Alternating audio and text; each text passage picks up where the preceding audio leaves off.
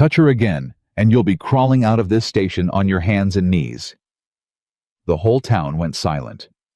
A woman nobody knew. One torn suitcase, a dress gray with train dust, and 30 strangers who'd come not to welcome her, but to laugh.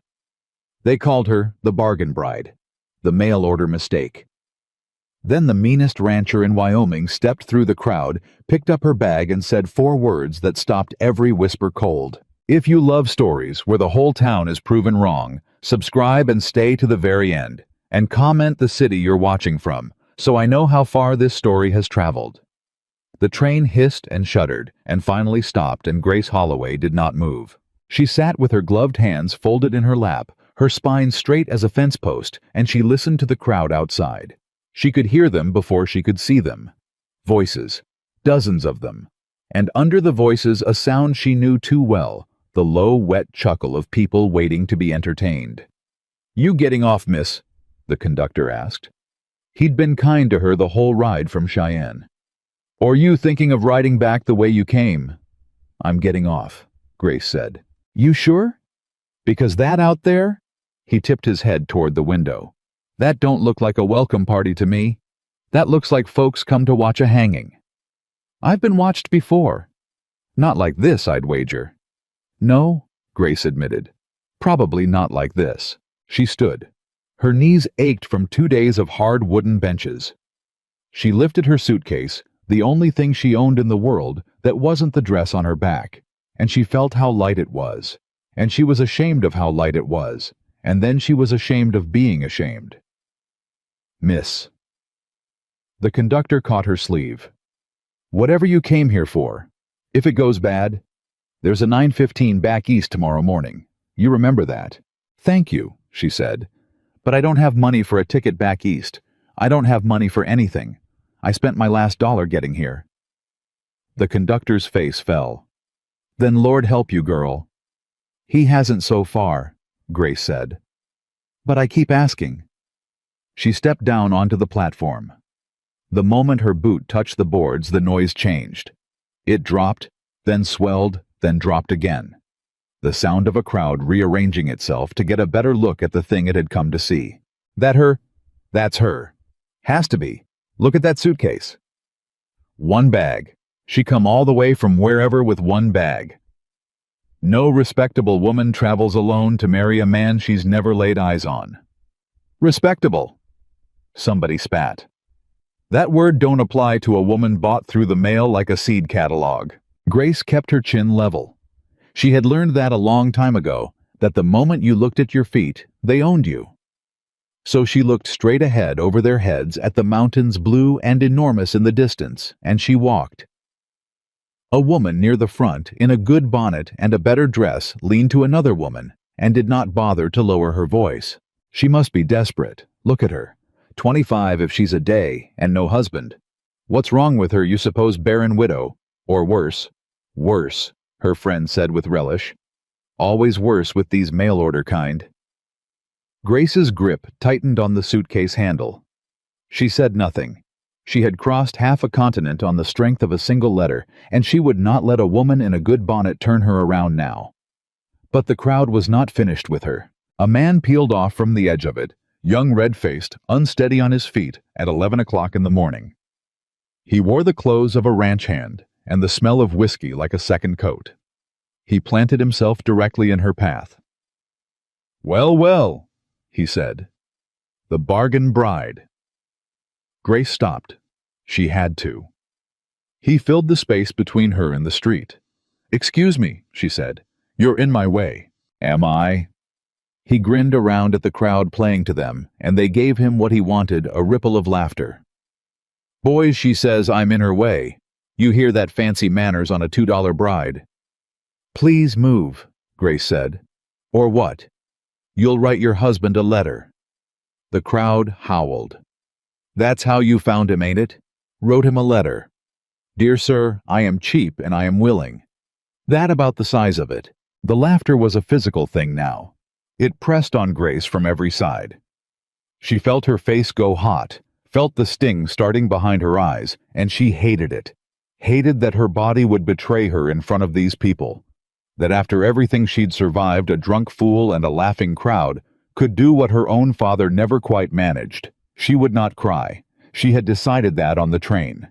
Whatever happened in Willow Creek, she would not give them her tears. "Sir," she said, and her voice came out steadier than she felt. "I don't know you, and you don't know me, so you have no cause to speak to me at all." "Oh." The man rocked back, delighted. "She talks pretty. Say, boys, maybe she ain't a bargain after all. Maybe she's—" "That's enough." The voice didn't shout. That was the first thing Grace noticed. It didn't need to. It came from somewhere behind the crowd, low and even and cold as well water, and it cut through the laughter the way a knife cuts through a rope. The crowd turned and parted. The man who came through it was tall, broad through the shoulders, dark-haired, and he moved without hurry, the walk of a man who had never in his life needed to rush toward anything because everything he wanted had a way of waiting for him. He wore no gun that Grace could see. He didn't need one. He carried something worse than a gun. He carried a reputation, and Grace could see it in the way the crowd shrank from him. "Carter," someone breathed. "Nathan Carter." The drunk ranch hand's grin faltered. Now, hold on, Mr. Carter. I was just... Cole." Nathan Carter stopped a few feet away. He didn't even look at Grace. He looked only at the drunk man, and his eyes were flat and patient and terrible. "You were just what? Just having a little fun. That's all. No harm in it. You see this lady laughing?" Cole glanced at Grace. His grin died completely. "No, sir." "Then it ain't fun. It's just cruelty with an audience." Nathan took one step closer. The crowd sucked in its breath. "You're going to step aside, and you're going to do it now. And if you ever speak to her again today, tomorrow, 10 years from now, I promise you, Cole, you'll leave whatever place you're standing in on someone else's wagon. Do you understand me?" The silence that followed was so complete that Grace could hear the train ticking as it cooled behind her. Cole stepped aside. He stepped aside fast, and he kept his eyes on the ground, and the whole crowd watched him do it, and something shifted in the air over that station platform. The sound of a story that had been going one way, suddenly going another. Nathan Carter turned to Grace. For a long moment he just looked at her. Not the way the crowd had looked at her, hungry and cruel. He looked at her the way a man looks at a horse he's thinking of buying. No. Not even that. He looked at her the way a man looks at another person he's trying to actually see. And Grace, who had spent the last 3 years being looked at like a debt, like a burden, like a thing to be traded, did something she had not planned to do. She looked right back. She didn't lower her eyes. She didn't soften her face into the pleading, grateful expression she knew she was supposed to make. She stood there in her dust-gray dress with her one light suitcase, and she met his gaze and held it, and she thought, if he's going to be another one of them, let him see me first. Let him have to look me in the eye while he decides I'm worthless. Something moved in Nathan Carter's face. Not quite a smile. Something older and quieter than a smile. "You're her," he said. It wasn't a question.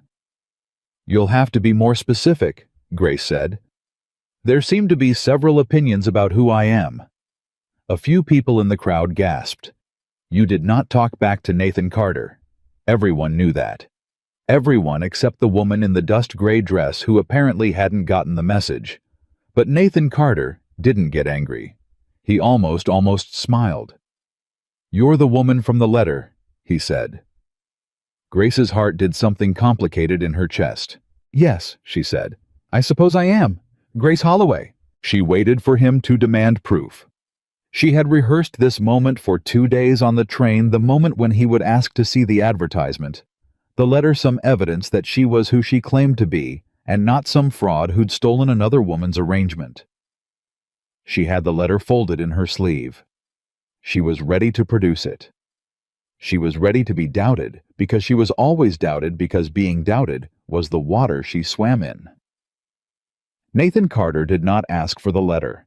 He reached down and took the suitcase out of her hand. "I've seen enough," he said. "Come home."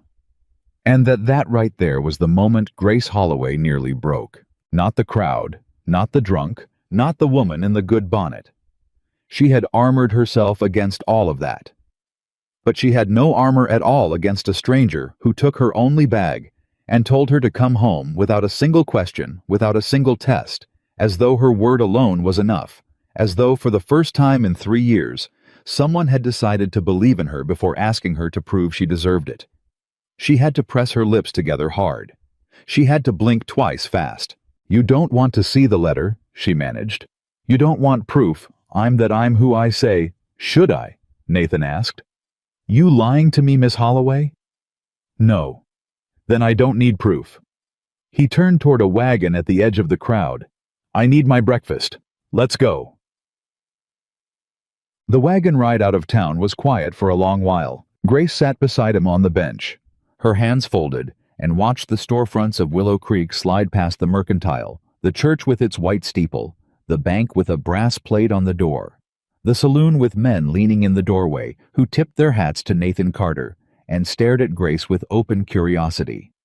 She kept waiting for him to speak. He didn't. He drove with easy hands and looked at the road, and the silence stretched out until Grace couldn't stand it anymore. "You didn't have to do that," she said. "Back there, with that man." "I did, though." "Why?" Nathan considered the question as if it were a real question, which surprised her. "Because a man who lets a woman be treated like that in front of his whole town isn't much of a man. And because I don't much care for Cole Peterson. And because—" He paused. "Because I read your letter maybe 40 times, Miss Holloway, and the woman who wrote it didn't deserve to get off a train into that." Grace looked at her hands. "That letter took me a week to write." "It reads like it took a week." "Is that a criticism?" "No, ma'am. It's the opposite." He clicked his tongue at the horses. "Most folks, they say what they think you want to hear. Your letter didn't do that. You told me things about yourself no man wants to hear from a bride. That you were stubborn. That you'd rather be right than liked. That you didn't cook well, but you learned fast." The corner of his mouth twitched. "You want to know the truth, Miss Holloway? That's why I wrote back. Any woman fool enough to tell a man all her worst qualities in a marriage letter is a woman too honest to be dangerous." Grace almost laughed. It surprised her, the laugh sitting there just under her ribs where she'd forgotten she kept such things. "And here I thought honesty was a fault." "Out here it's rarer than gold," Nathan said, "and worth more." They rode on. The town fell behind them. The land opened up wide and rolling and green with early summer, and for the first time since she'd stepped off that train, Grace let her shoulders come down from around her ears. "Mr. Carter." "Nathan." "Nathan. Can I ask you something?" "You can ask." "When I get to your ranch, what is it you expect of me?" He was quiet for a moment. "What do you mean?" "I mean—" Grace chose her words carefully. This was the part she'd dreaded most. This was the part where men like her father showed you what you really were to them. "I mean, I've come a very long way to marry a man I've never met, and I don't know your intentions. And before we reach a place where I have nowhere else to go, I would like to know what kind of arrangement this is going to be." She felt him look at her. She kept her eyes forward. "You're asking," he said slowly, "whether I'm going to force myself on you. I'm asking what you expect." Nathan stopped the wagon. He stopped it right there in the middle of the empty road, and he turned on the bench to face her, and Grace's heart climbed into her throat because she had learned that a man, stopping a man turning to face you, a man with nothing around for miles. This was usually where the trouble started. But Nathan Carter's voice when it came was quieter than it had been all day. "Miss Holloway." "Grace. I'm going to tell you something, and I need you to hear it because I'm only going to say it once, and then I'm going to spend however long it takes proving it." He waited until she looked at him. "I expect nothing from you, not one thing. You'll have your own room, your own lock on the door if you want it, and I'll cut the key myself. I'll never lay a hand on you that you don't ask me to lay. Not now, not next week, not if we're both gray and it's been 20 years. If you decide tomorrow that you made a mistake, I'll drive you to the station and buy your ticket east myself, and you'll never hear my name again. You understand? Grace stared at him. "Then why," she whispered, "would you send for a bride at all if you expect nothing?" Something crossed his face, a shadow quick and deep there and gone. "Because I'm lonesome," Nathan Carter said simply. "And because a house is just a building until somebody's in it. And because I'm tired of eating supper listening to the wind." He picked up the reins again. "That's all. That's the whole of it. You can take it or leave it, but you'll never have to be afraid of me. That much I'll swear on my mother's grave." And Grace, watching his profile as he set the wagon moving again, believed him. She didn't know why. God knew she'd had every reason in her life to stop believing men when they made promises. But she believed this one, and it frightened her more than any threat could have. Because hope, real hope, was the most dangerous thing she'd carried across that whole continent. Carter Ridge Ranch sat in a fold of the hills with the mountains behind it. And it was bigger than Grace had imagined, and shabbier too, in a way that told a story. Good bones, poor keeping. A fine house gone gray for want of paint. Fences that sagged. A barn that leaned. It was the ranch of a man who worked from before dawn to after dark, and had no one to keep the rest of it from falling down around him. A dozen ranch hands were waiting in the yard when the wagon rolled in. Grace felt their eyes the moment she came into view. "That's her," she heard one of them murmur. "That's the bride. Poor thing, looks like she's been dragged behind the train, not rode in it." Nathan set the brake harder than he needed to. The murmuring stopped. "Boys," he said, climbing down. "This is Miss Grace Holloway. She'll be living here now. You'll treat her with respect, or you'll draw your pay and go. Any questions?" Silence. Then an old man near the barn, bent white-whiskered, with a face like a walnut, took off his hat. "Ma'am," he said, "welcome to Carter Ridge." Grace looked at him. He was the first person in the entire Wyoming Territory to say the word welcome to her, and she found she couldn't quite speak, so she only nodded, and the old man nodded back, as if they'd understood each other perfectly. His name, she'd learned, was Silas. He'd worked the ranch for 30 years, since before Nathan's father died. And he would matter more to this story than either of them yet knew. But that was later. For now, Nathan carried her suitcase up the porch steps, and Grace followed, and the ranch hands watched the mail-order bride disappear into the big gray house, and the whispering started up again, the moment the door closed. The inside of the house made Grace's heart ache, not because it was poor. She'd known poor. It ached because it was a house that someone had once loved and no one had loved since. There were fine things under the dust. Good china in a cracked cabinet, a piano with yellowed keys, curtains that had been beautiful before the sun ate the color out of them. A woman had made this house once, and then that woman had gone, and a man had lived in the ruins of what she left, eating supper alone and listening to the wind. "My mother's," Nathan said, watching her look at the piano. "She died when I was 15. My father the year after. I've kept the place, but I've not." He stopped. "I've not kept it well." "It's a good house," Grace said. "It's a sad house. They're not always different things." She ran a finger along the piano's dusty lid. "Do you play?" "No." She did. He set her suitcase down at the bottom of the stairs. "You?" "A little. My mother taught me before." Now it was Grace's turn to stop. She was not ready to tell him, not yet, maybe not ever. Before things changed. Nathan didn't push. She noticed that about him already, he had a way of leaving a door open without shoving you through it. "Your room's at the top of the stairs on the left," he said. "Gets the morning sun.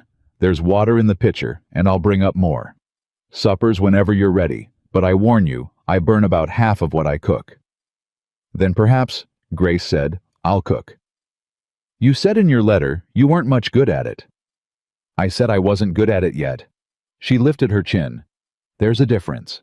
And Nathan Carter looked at her standing at the bottom of his sad mother's staircase in her travel-worn dress, and this time he did smile, a real one, slow and unpracticed, like a muscle he hadn't used in years, remembering how. "Yeah," he said. "I'm starting to think there is."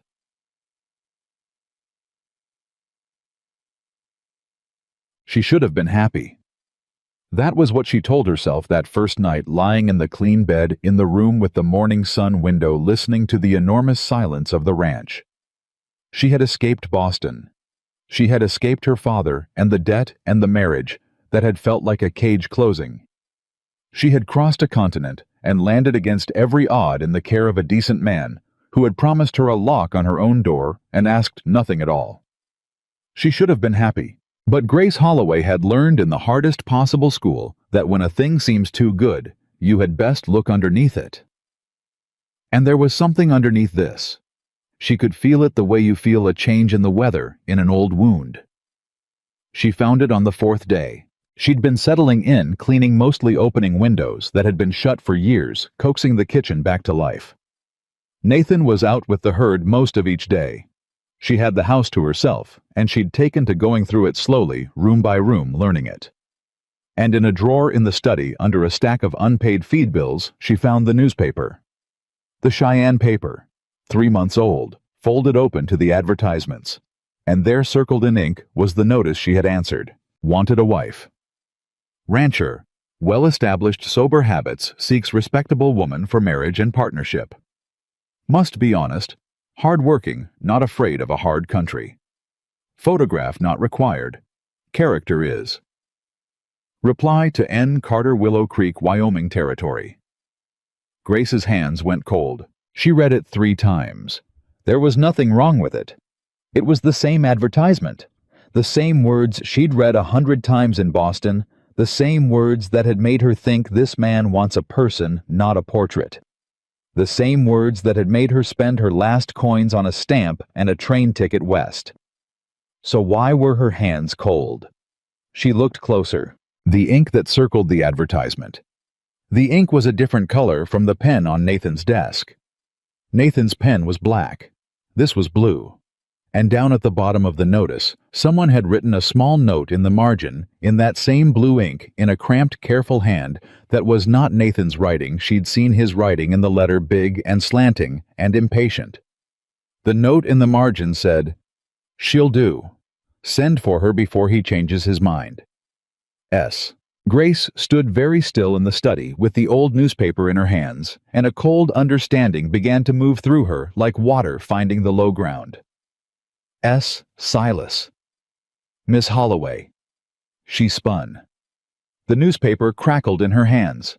The old man was standing in the study doorway, hat in hand, his walnut face unreadable. "Silas?"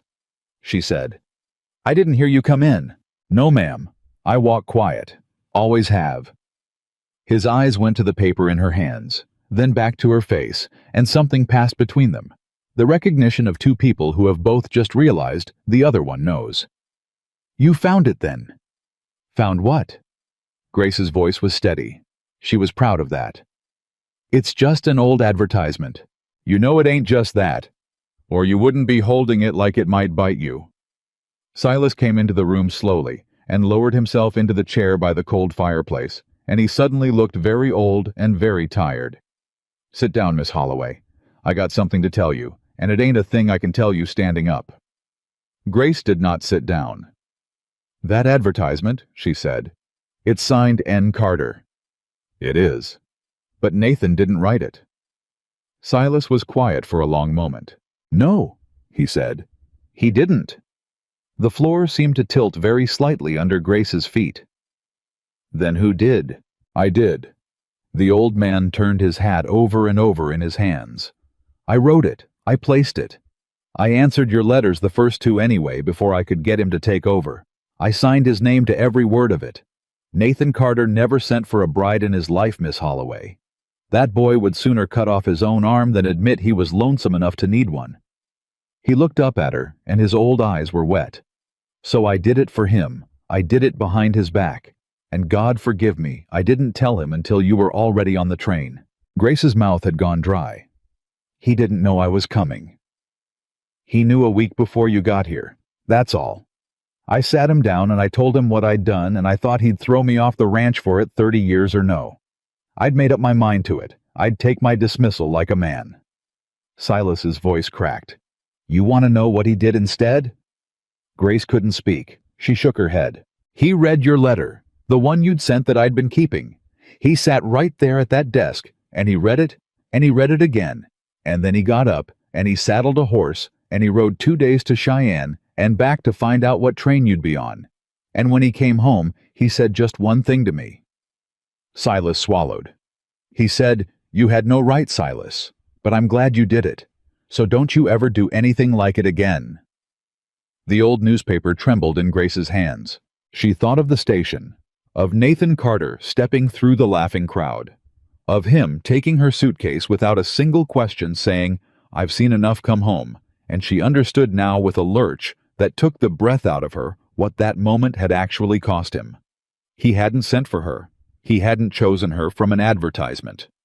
A meddling old man had chosen her, had signed Nathan's name to a promise Nathan never made, and Nathan had stood on that platform and looked at a stranger who'd traveled 1,000 miles believing he wanted her, and rather than shame her in front of the whole town with the truth, rather than send her back east with nothing, he had picked up her bag and pretended. He had taken her home on a lie he hadn't even told, to spare her. "Miss Holloway." Silas rose alarmed. "Miss Holloway, you've gone white as a sheet. Sit down before you." "How much of it does the town know?" Grace's voice came out very small. "None of it. Far as anybody knows, N. Carter sent for a bride and the bride came. That's the story." "And Nathan, does he know that I don't know? Does he think I understand the arrangement that I answered a fiction?" Silas hesitated, and in that hesitation Grace had her answer. "He thinks," the old man said quietly, "that you answered his advertisement. He thinks you chose him. And he has been walking around this ranch for 4 days. Miss Holloway standing a little taller than I've seen him stand in 15 years, because for the first time since his mother passed, somebody looked at all his worst qualities, laid out on paper, and got on a train anyway." Silas put his hat back on. "I'd take it kindly if you'd let him keep believing that a while longer. But that's your call. You're the one that was lied to, not him." And then the old man walked out and left Grace Holloway standing alone in the sad, dusty study, holding a 3-month-old newspaper and the whole shape of a truth she had not asked for. Nathan came in at dusk, smelling of horse and dust and the outdoors, and stopped in the kitchen doorway. "Something smells like it might actually be edible," he said. "You didn't burn it." "I don't burn things," Grace said, not turning from the stove. Her voice was almost steady. "Almost. I told you, there's a difference between not being good yet and being bad." "So you did." He hung his hat by the door. "Everything all right?" "Why do you ask?" "Because you've got your shoulders up around your ears again. You had them down yesterday. Today, they're back up." He paused. "You do that when something's troubling you. I've noticed." Grace's hand went still on the wooden spoon. 4 days.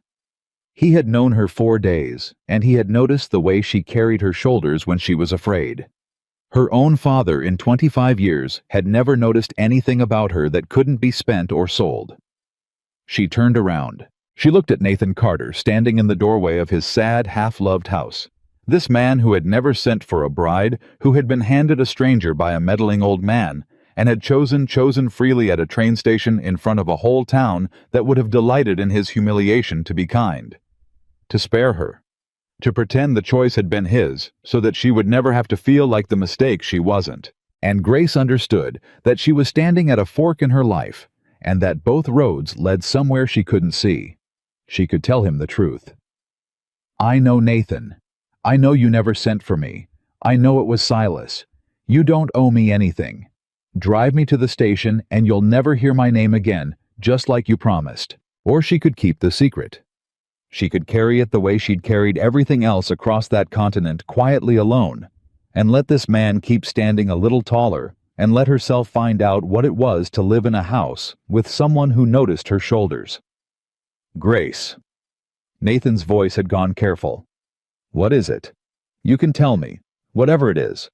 She opened her mouth, and in that exact moment, before a single word could come out, the sound of hooves came hard into the yard.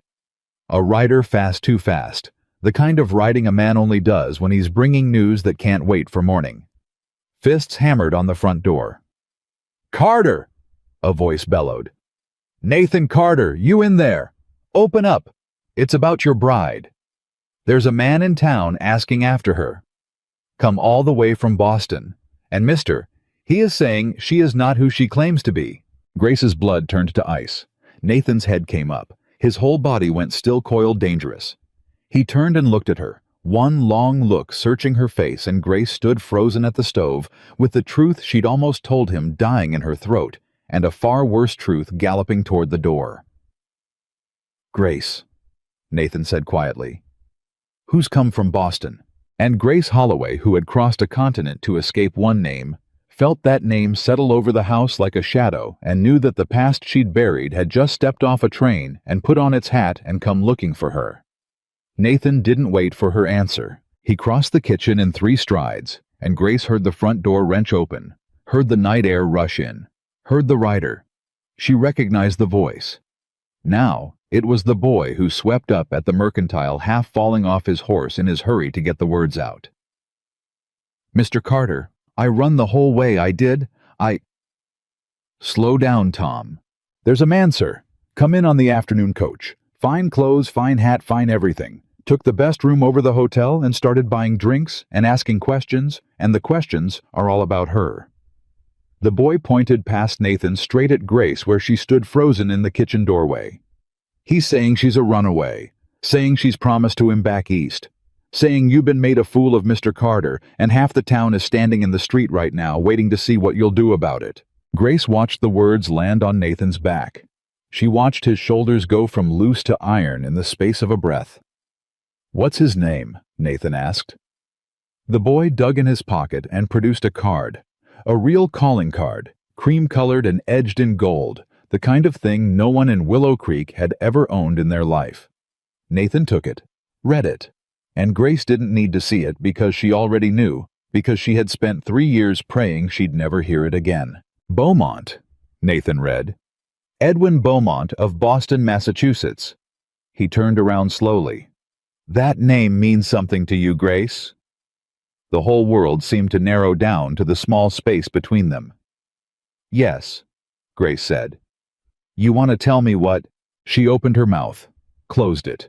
Everything she'd almost confessed a minute ago, the advertisement Silas, the lie he never told, all of it crowded up behind this new larger truth, and she didn't know which one to reach for first, and the not knowing showed on her face. "Grace!" Nathan's voice stayed level, but there was something underneath it now, a tightness. "A stranger just rode 2 miles in the dark to tell me my wife isn't who she says she is. I stood on that platform 4 days ago and told a whole town I'd seen enough.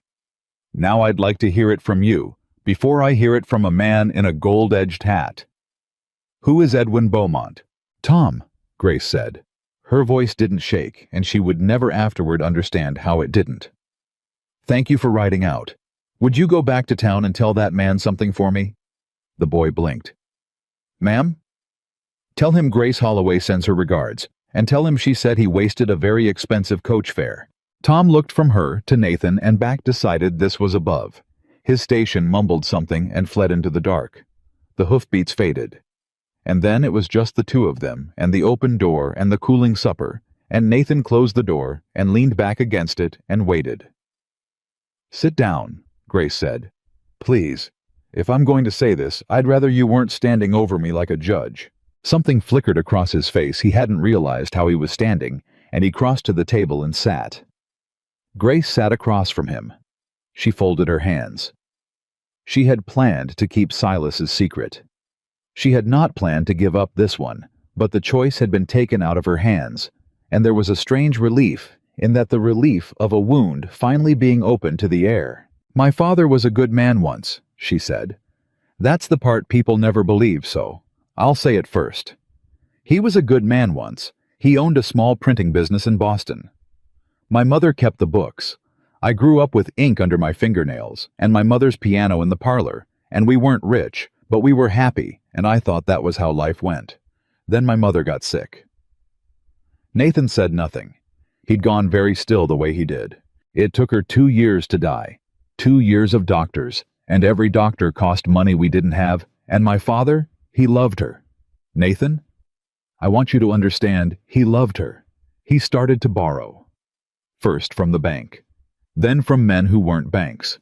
And when she died anyway, when all that money bought us nothing but 2 more years of watching her fade, something in him died too. He stopped being the man who taught me to set type. He started drinking. And he started gambling because a drowning man will grab anything, and he grabbed the one thing that always promises to save you and never does. How much did he owe? Nathan asked quietly. I don't know the number. I know it was more than the business was worth, more than the house, more than anything he had left. Grace looked down at her folded hands. Except me. The word sat in the middle of the table like a stone. Edwin Beaumont. Grace went on. And now her voice did change, went flat and careful. The voice of someone walking across ice is a banker, young for it, ambitious. The kind of man who collects things, paintings, horses, the finest house on the finest street. And about 4 years ago, he decided he wanted a wife who would look correct on his arm at the correct dinners. A wife with breeding but no money, so she'd always know her place. A wife who'd be grateful. She swallowed.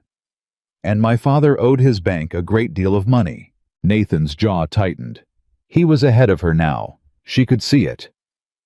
They made an arrangement, Grace said. The two of them. Over brandy, I imagine the way men make arrangements about women. Edwin would forgive a portion of the debt, and in exchange my father would give him me. Give, Nathan repeated. The word came out like something bitten in half. That was the word my father used when he told me. He said it like he was doing me a kindness. I've arranged a good match for you, Grace. Mr. Beaumont is a man of standing. You'll want for nothing. She laughed, and there was no laughter in it at all. I was 22. I said no. I said I didn't love him, didn't even like him, that he looked at me the way a man looks at a horse he's thinking of buying. She stopped because she'd used that phrase before in her own head at the station, and she pushed the thought away. And my father said love had nothing to do with it. He said I owed it to the family. He said if I refused, the men he owed would take everything, and it would be my fault, and my mother would be ashamed of me from her grave. Your father said that to you. My father said that to me. Nathan's hands had curled into fists on the tabletop. He looked at them as if they belonged to someone else, and slowly, deliberately made them flat again. So, you ran, he said. Not right away. That's the part I'm not proud of. For a year I tried to be good. I let them set a wedding date. I let Edwin call on me and take me driving and buy me things I never wanted. And I told myself it was noble that I was saving my father, that a woman doesn't get to choose in this world, and I might as well marry money as marry poverty. Her voice dropped. And then one night I overheard them, my father and Edwin, in the study. I was on the stairs and the door was open a crack, and I heard Edwin say, I'll never forget it. He said, You understand, Holloway, that once we're married, the girl becomes my concern and my property. What I do to correct her behavior after that is no longer any business of yours. The kitchen was dead silent. And my father, Grace whispered, said, Of course, Edwin. She can be willful. She'll need a firm hand. Nathan didn't move, but something happened in his face, a kind of cold settling like the first hard frost of the year. So I understood finally what I was worth to both of them, Grace said. I was a debt to my father and a possession to Edwin, and neither one of them had once in all of it asked me a single thing about what I wanted. And I decided that if I was going to be poor either way, because a woman with a cruel husband is poor in every way that matters, then I would be poor on my own terms, and free, and answer to no one. She lifted her chin. So I took my mother's ring, which was the only thing of value they'd let me keep, and I sold it, and I bought a train ticket as far west as the money would carry me. And I answered an advertisement placed by a rancher in Wyoming, because it said character mattered more than a photograph, and I thought a man who wrote those words might be a man who'd let me be a person instead of a possession. She stopped. The confession had emptied her out. She sat in the wreckage of her own history, and waited for Nathan Carter to say something, to be angry, to feel deceived, to ask why she hadn't told him all this before he took her suitcase and told a whole town he'd seen enough. Nathan was quiet for a long time. Then he said, "That advertisement." Grace's heart stuttered. This is it, she thought. This is where he learns I know he never wrote it, and everything falls apart at once. But that wasn't what he asked. "The part about character mattering more than a photograph," Nathan said slowly. "That's the part that made you get on the train." "Yes." "Then I'm glad it was written," he said. However it came to be written. And Grace understood that he was carrying his own secret the same as she carried hers, and that in that moment, the two of them sat across a kitchen table, each protecting the other from a truth about a scrap of newspaper. And neither one of them knew. The other one knew, and it was almost funny, except that it wasn't because a wolf had just stepped off a coach in Willow Creek. "Nathan," she said, "there's something I have to tell you about the arrangement, about Edwin. Something you need to understand before you decide what to do." "Then tell me." "Legally," Grace said, and she made herself say it because he deserved to know the size of the thing standing between them. "I may still be promised to him." Nathan went still. "The date was set," Grace said. "The banns were read. In the eyes of Boston society, and possibly in the eyes of the law, Edwin Beaumont has a claim to me. My father signed papers. I don't know what was in them. I never read them. I wasn't allowed. But Edwin is not a man who chases a woman across a continent for pride. He came all this way because he thinks he can win. Because he thinks he has a piece of paper that says I belong to him." Her voice cracked just slightly and she hated it. "And I don't know if he's right." The silence that followed was the longest of Grace's life. She waited for it. The moment she'd been waiting for since she was 22. The moment the man realizes the woman is more trouble than she's worth, that a debt and a lawsuit and a rich enemy from Boston come attached to her like a chain and cuts her loose. Her father had cut her loose. Every path she'd ever walked had ended with someone deciding she cost too much. Nathan Carter stood up. He walked to the window and looked out at the dark yard, and he stood there so long that Grace's chest ached from holding her breath. Then he turned around. "When I was 19, Nathan said, I bought 40 head of cattle from a man named Dutch Rollins, paid him in cash most of what I had. And a week later, Dutch comes riding up with the sheriff and 3 men and says those cattle are his, that I stole them, that he's got a bill of sale proves it. And he did have a paper, had my name forged on it and everything. Looked real as anything." Nathan's voice was even. "You know what I learned that week, Grace? I learned that a paper is only worth the truth behind it. Dutch had a paper, but he didn't have the truth. And when it all came out in front of the judge, it wasn't the paper that won. It was the truth. It's always the truth in the end, if a man's willing to stand up and fight for it long enough. Edwin Beaumont is not a cattle thief in a mining town," Grace said. "He's a banker with money and lawyers and I don't care if he's the King of England." Nathan crossed back to the table, put both hands flat on it, and looked her dead in the eye. "I made you a promise on this road 4 days ago. I said you'd never have to be afraid of me. Now I'm making you a second one, and I want you to hear it same as the first." He leaned in. "You are not a debt. You are not a possession. And no man is taking you out of this house against your will while I'm alive to stand in the door. Not for a paper, not for a claim, not for all the money in Boston. You understand me?" Grace stared at him. Her eyes had gone hot and blurred, and she was furious at herself for it. "You don't even know me," she whispered.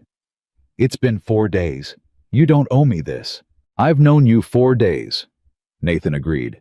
"And in 4 days, you've fixed a kitchen that hadn't seen a proper meal in a decade, learned every ranch hand's name, and told me the worst truth about your own life sitting at my table instead of hiding it.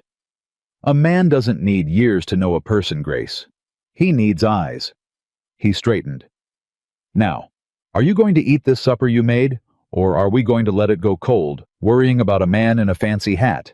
And that the sheer absurd steadiness of it, are you going to eat this supper, undid her completely." Grace put her face in her hands, and she did not cry exactly, But she came as close as she'd come in 3 years, and Nathan Carter had the grace to look away and pour the coffee and pretend again not to notice. They ate. She barely tasted it. But she ate because he'd asked her to, and because it was the first meal in her life she'd cooked for someone who wanted her at the table for her own sake. She did not sleep that night. She lay in the room with the morning sun window, and she listened to the wind. Nathan had said he was so tired of, and she thought about Edwin Beaumont in the best room over the hotel, buying drinks and spreading rumors, planting his flag in her new life, the way he planted it in everything. And somewhere in the small hours, she made a decision, and the decision surprised her because it wasn't to run. For the first time in her life, Grace Holloway decided to stand. Edwin came the next morning. He came in a rented carriage with a matched pair of grays and a driver, and enough polish to blind a man up the rutted road to Carter Ridge as though he were arriving at a fine estate and not a working ranch. Grace saw him from the kitchen window, and her whole body went cold and still. "He's here," she said. Nathan set down his coffee. He'd known this was coming. He'd sent Silas and two of the hands to work the near pasture where they could see the road, and he'd told Grace over breakfast in that flat, calm way of his exactly what would happen and exactly what she should do, which was nothing. "Let him talk," Nathan had said. "Men like that always talk too much. Give a man like that enough rope, and he'll hang himself with it while he's still admiring how fine the rope is." Now Nathan settled his hat on his head, and looked at her. "You don't have to come out," he said. "You can stay in the house. There's no shame in it." "There would be," Grace said, "for me." And she took off her apron and she smoothed her dress and she walked out onto the porch to meet the man who thought he owned her. Edwin Beaumont climbed down from the carriage the way a cat steps down from a fence, precise, unhurried, certain of its own grace. He was handsome in the smooth, expensive way she remembered everything about him arranged, and when he saw her on the porch, his face broke into a smile so warm and so false that Grace felt it like a hand on her throat. "Grace." He spread his arms as if he expected her to run into them. "My dear, dear Grace, do you have any idea what you put me through 3 years? 3 years of not knowing whether you were alive or dead, whether you'd been robbed, murdered, sold into who knows what. And here you are." His eyes moved over her, the plain dress, the work-roughened hands, the ranch behind her, and the smile curdled at the edges. "Here you are, playing at being a farmer's wife." "Rancher," Grace said. "There's a difference." "Is there?" Edwin's gaze slid to Nathan, took his measure in one dismissive sweep, and dismissed him. "And this is the gentleman who's been sheltering my fiancée. Mr. Carter, I presume. I'll come to the point, as I'm sure a busy man like yourself appreciates directness. This woman is promised to me, has been for years. There are documents signed by her father that make the matter quite clear. She fled our engagement in a fit of feminine hysteria, and I've come to bring her home where she belongs before she does herself further harm." "Feminine hysteria," Nathan repeated. "She was always high-strung. It's part of her charm when it's properly managed." Edwin turned back to Grace, and his voice dropped into something intimate and terrible. "Come home, Grace. All is forgiven. Your father is gravely ill. Did you know that?" "No, of course you didn't. You left him to rot. He's dying, Grace, and his last wish is to see his daughter married respectably before he goes. Will you deny a dying man his final peace? Will you shame your mother's memory a second time?" So, and there it was. The oldest weapon in his armory, the one that had worked on her once before, guilt wearing the face of love.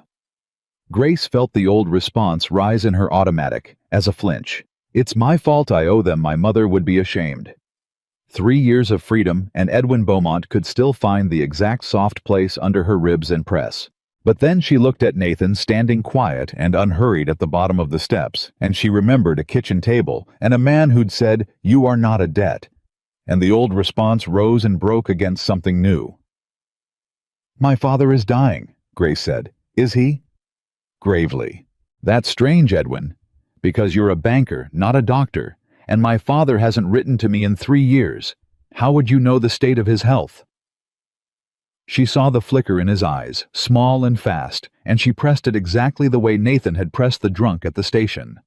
Unless you've been to see him. Recently. Unless you went to my dying father before you came all this way and got him to sign one last piece of paper. Her voice was very calm. Is that what you did? Edwin?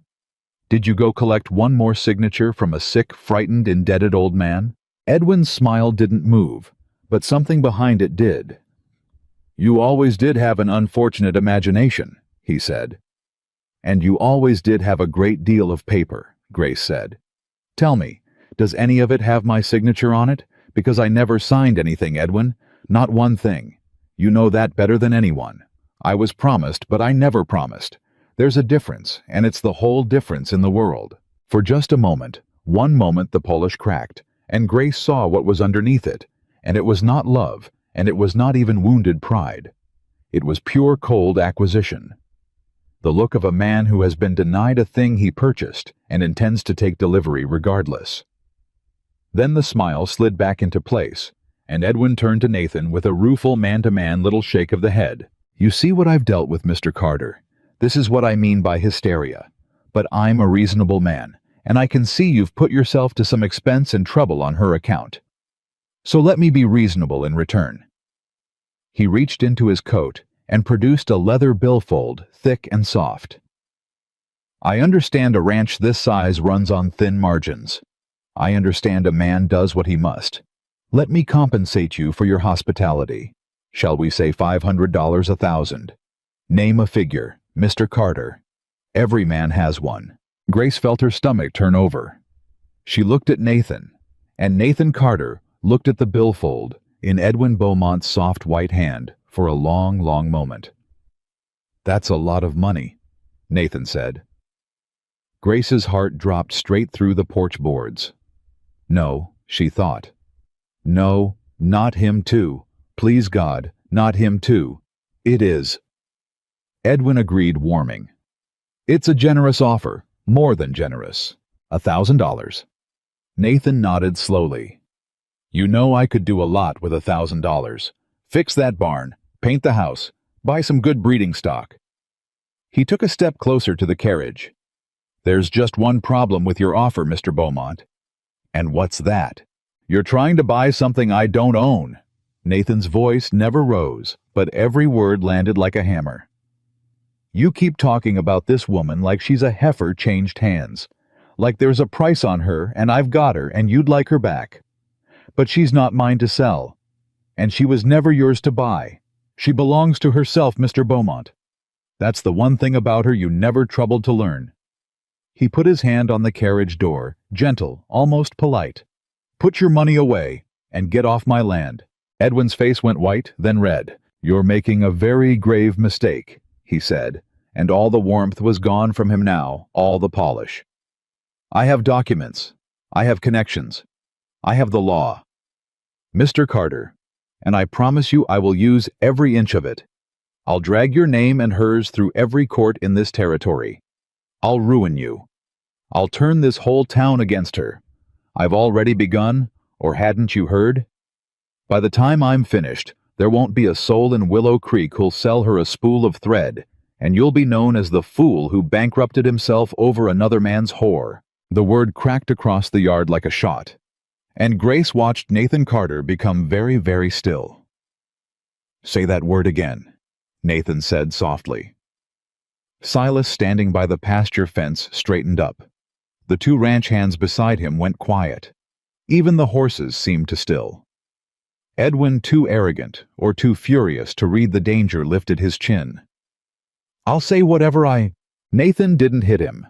Grace would think about that for a long time afterward, that a lesser man would have hit him, and Nathan didn't. Instead, he reached up, took hold of the front of Edwin Beaumont's fine coat, and pulled him down out of the carriage until the banker's polished boots hit the dirt, and his face was inches from Nathan's own. You listen to me, Nathan said, quiet enough that Grace had to strain to hear it. And you listen close, because I'm a patient man, and I've just used up most of a year's worth on you. You're going to get back in your carriage, you're going to ride back to town, and you're going to do whatever you think the law lets you do. Hire your lawyers, file your papers, spread your poison. That's your right, I reckon. But you are going to do it from a distance. Because if you ever set foot on this land again, or speak that word about that woman again, where I can hear it, there won't be enough of your fine Boston connections in the world to find all the pieces of you." He let go of the coat. "Now, are we clear?" Edwin Beaumont stumbled back against his carriage. His hand went to his coat, smoothing it, and his face worked through several expressions before it settled at last into something Grace found more frightening than all his fury, a small, tight, certain smile. "Yes," he said, straightening his cuffs. "I believe we're clear. Perfectly." He climbed back into the carriage with as much dignity as he could gather, which was not much, and took up the reins from his driver himself. "You've chosen your side, Mr. Carter, and you've chosen it against a man with far more resources than you can imagine. I'd hoped to settle this like gentlemen, but since you insist—" He looked past Nathan to Grace on the porch, and his eyes were flat and dead as a snake's. "I'll settle it like a banker. I'll take everything. The ranch, the town's goodwill, her name. And when she's got nothing left in the world, Grace, not one friend, not $1, not one door open to her in 1,000 miles. His smile widened. "You'll come back to me, because you'll have nowhere else on this earth to go. You always did have somewhere to run before. I'm going to take all of them away, one by one." He snapped the reins. The grays lurched, and the carriage wheeled around and went rattling back down the rutted road toward Willow Creek, and Grace stood on the porch with her hands pressed flat against her skirts to keep them from shaking. Nobody spoke for a moment. Then Silas walked over from the fence and spat in the dust where the carriage had been, and said, "Well, that's the meanest snake I ever did see wear a coat that fine." "Silas," Nathan said, I know. Ladies present, but it's true." The old man looked at Grace and his walnut face softened. "You all right, Miss Holloway? You've gone pale again." "I'm all right," Grace said. She wasn't, but she'd learned to say it anyway. Nathan came up the porch steps and stood beside her, watching the dust of the carriage settle back onto the road, and for a while the two of them just stood there, and Grace was aware of him next to her, solid and warm and impossibly steady, a man who'd just turned down $1,000 and threatened a rich stranger to defend a woman he'd known 4 days. "He'll do it?" Grace said quietly. "Everything he said. He wasn't bluffing. That's the thing about Edwin, he never bluffs. He'll go to town and he'll start spending money, and by the end of the week half of Willow Creek will believe I'm a liar and a runaway, and worse. He'll poison the doctor and the storekeeper and the preacher's wife. He'll make it so I can't walk down the street, and then he'll wait." She wrapped her arms around herself. "He's very patient, Nathan. He can wait a long time for a thing he wants." "So can I," Nathan said. "He has money. I've got the truth. You said yourself at that table last night, a paper's only worth the truth behind it. But he has both, Nathan. He has money and a paper, and he'll say the truth is whatever he pays enough people to say it is." Grace turned to face him. "I've watched him do it before.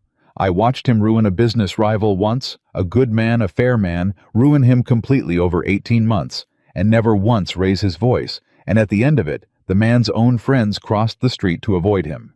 That's what's coming. That's what I brought to your door, and you have every right to, Grace. To send me east on the 9:15 like you promised before he takes it all, before he—" "Grace." Nathan took her by the shoulders, gently, but it stopped her. "Look at me." She looked at him. "You keep waiting for me to leave," he said. "I've watched you do it since the station. Every kind word you flinch because you're braced for the moment I take it back. Somebody taught you that. Somebody taught you that everything good comes with a bill attached, and the bill always comes due, and it's always more than you can pay." His hands tightened just a little. "I'm not going to leave. I don't know how many times I've got to say it before you'll let yourself believe it, but I'll say it every day for the rest of my life if that's what it takes. He can spend his money. He can spread his lies. Let him. Because he made one mistake today that I don't think he even noticed." "What mistake?"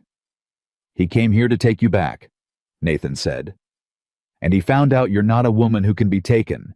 Nobody with sense stands next to you for 5 minutes and thinks you belong to anyone but yourself. He couldn't see it, but this town will. Give them time and the truth and they'll see it. Because you'll show them. Not by fighting him, by just being exactly who you are right out in the open, where they can't help but look. Grace stared at him, and something enormous and unfamiliar was happening in her chest.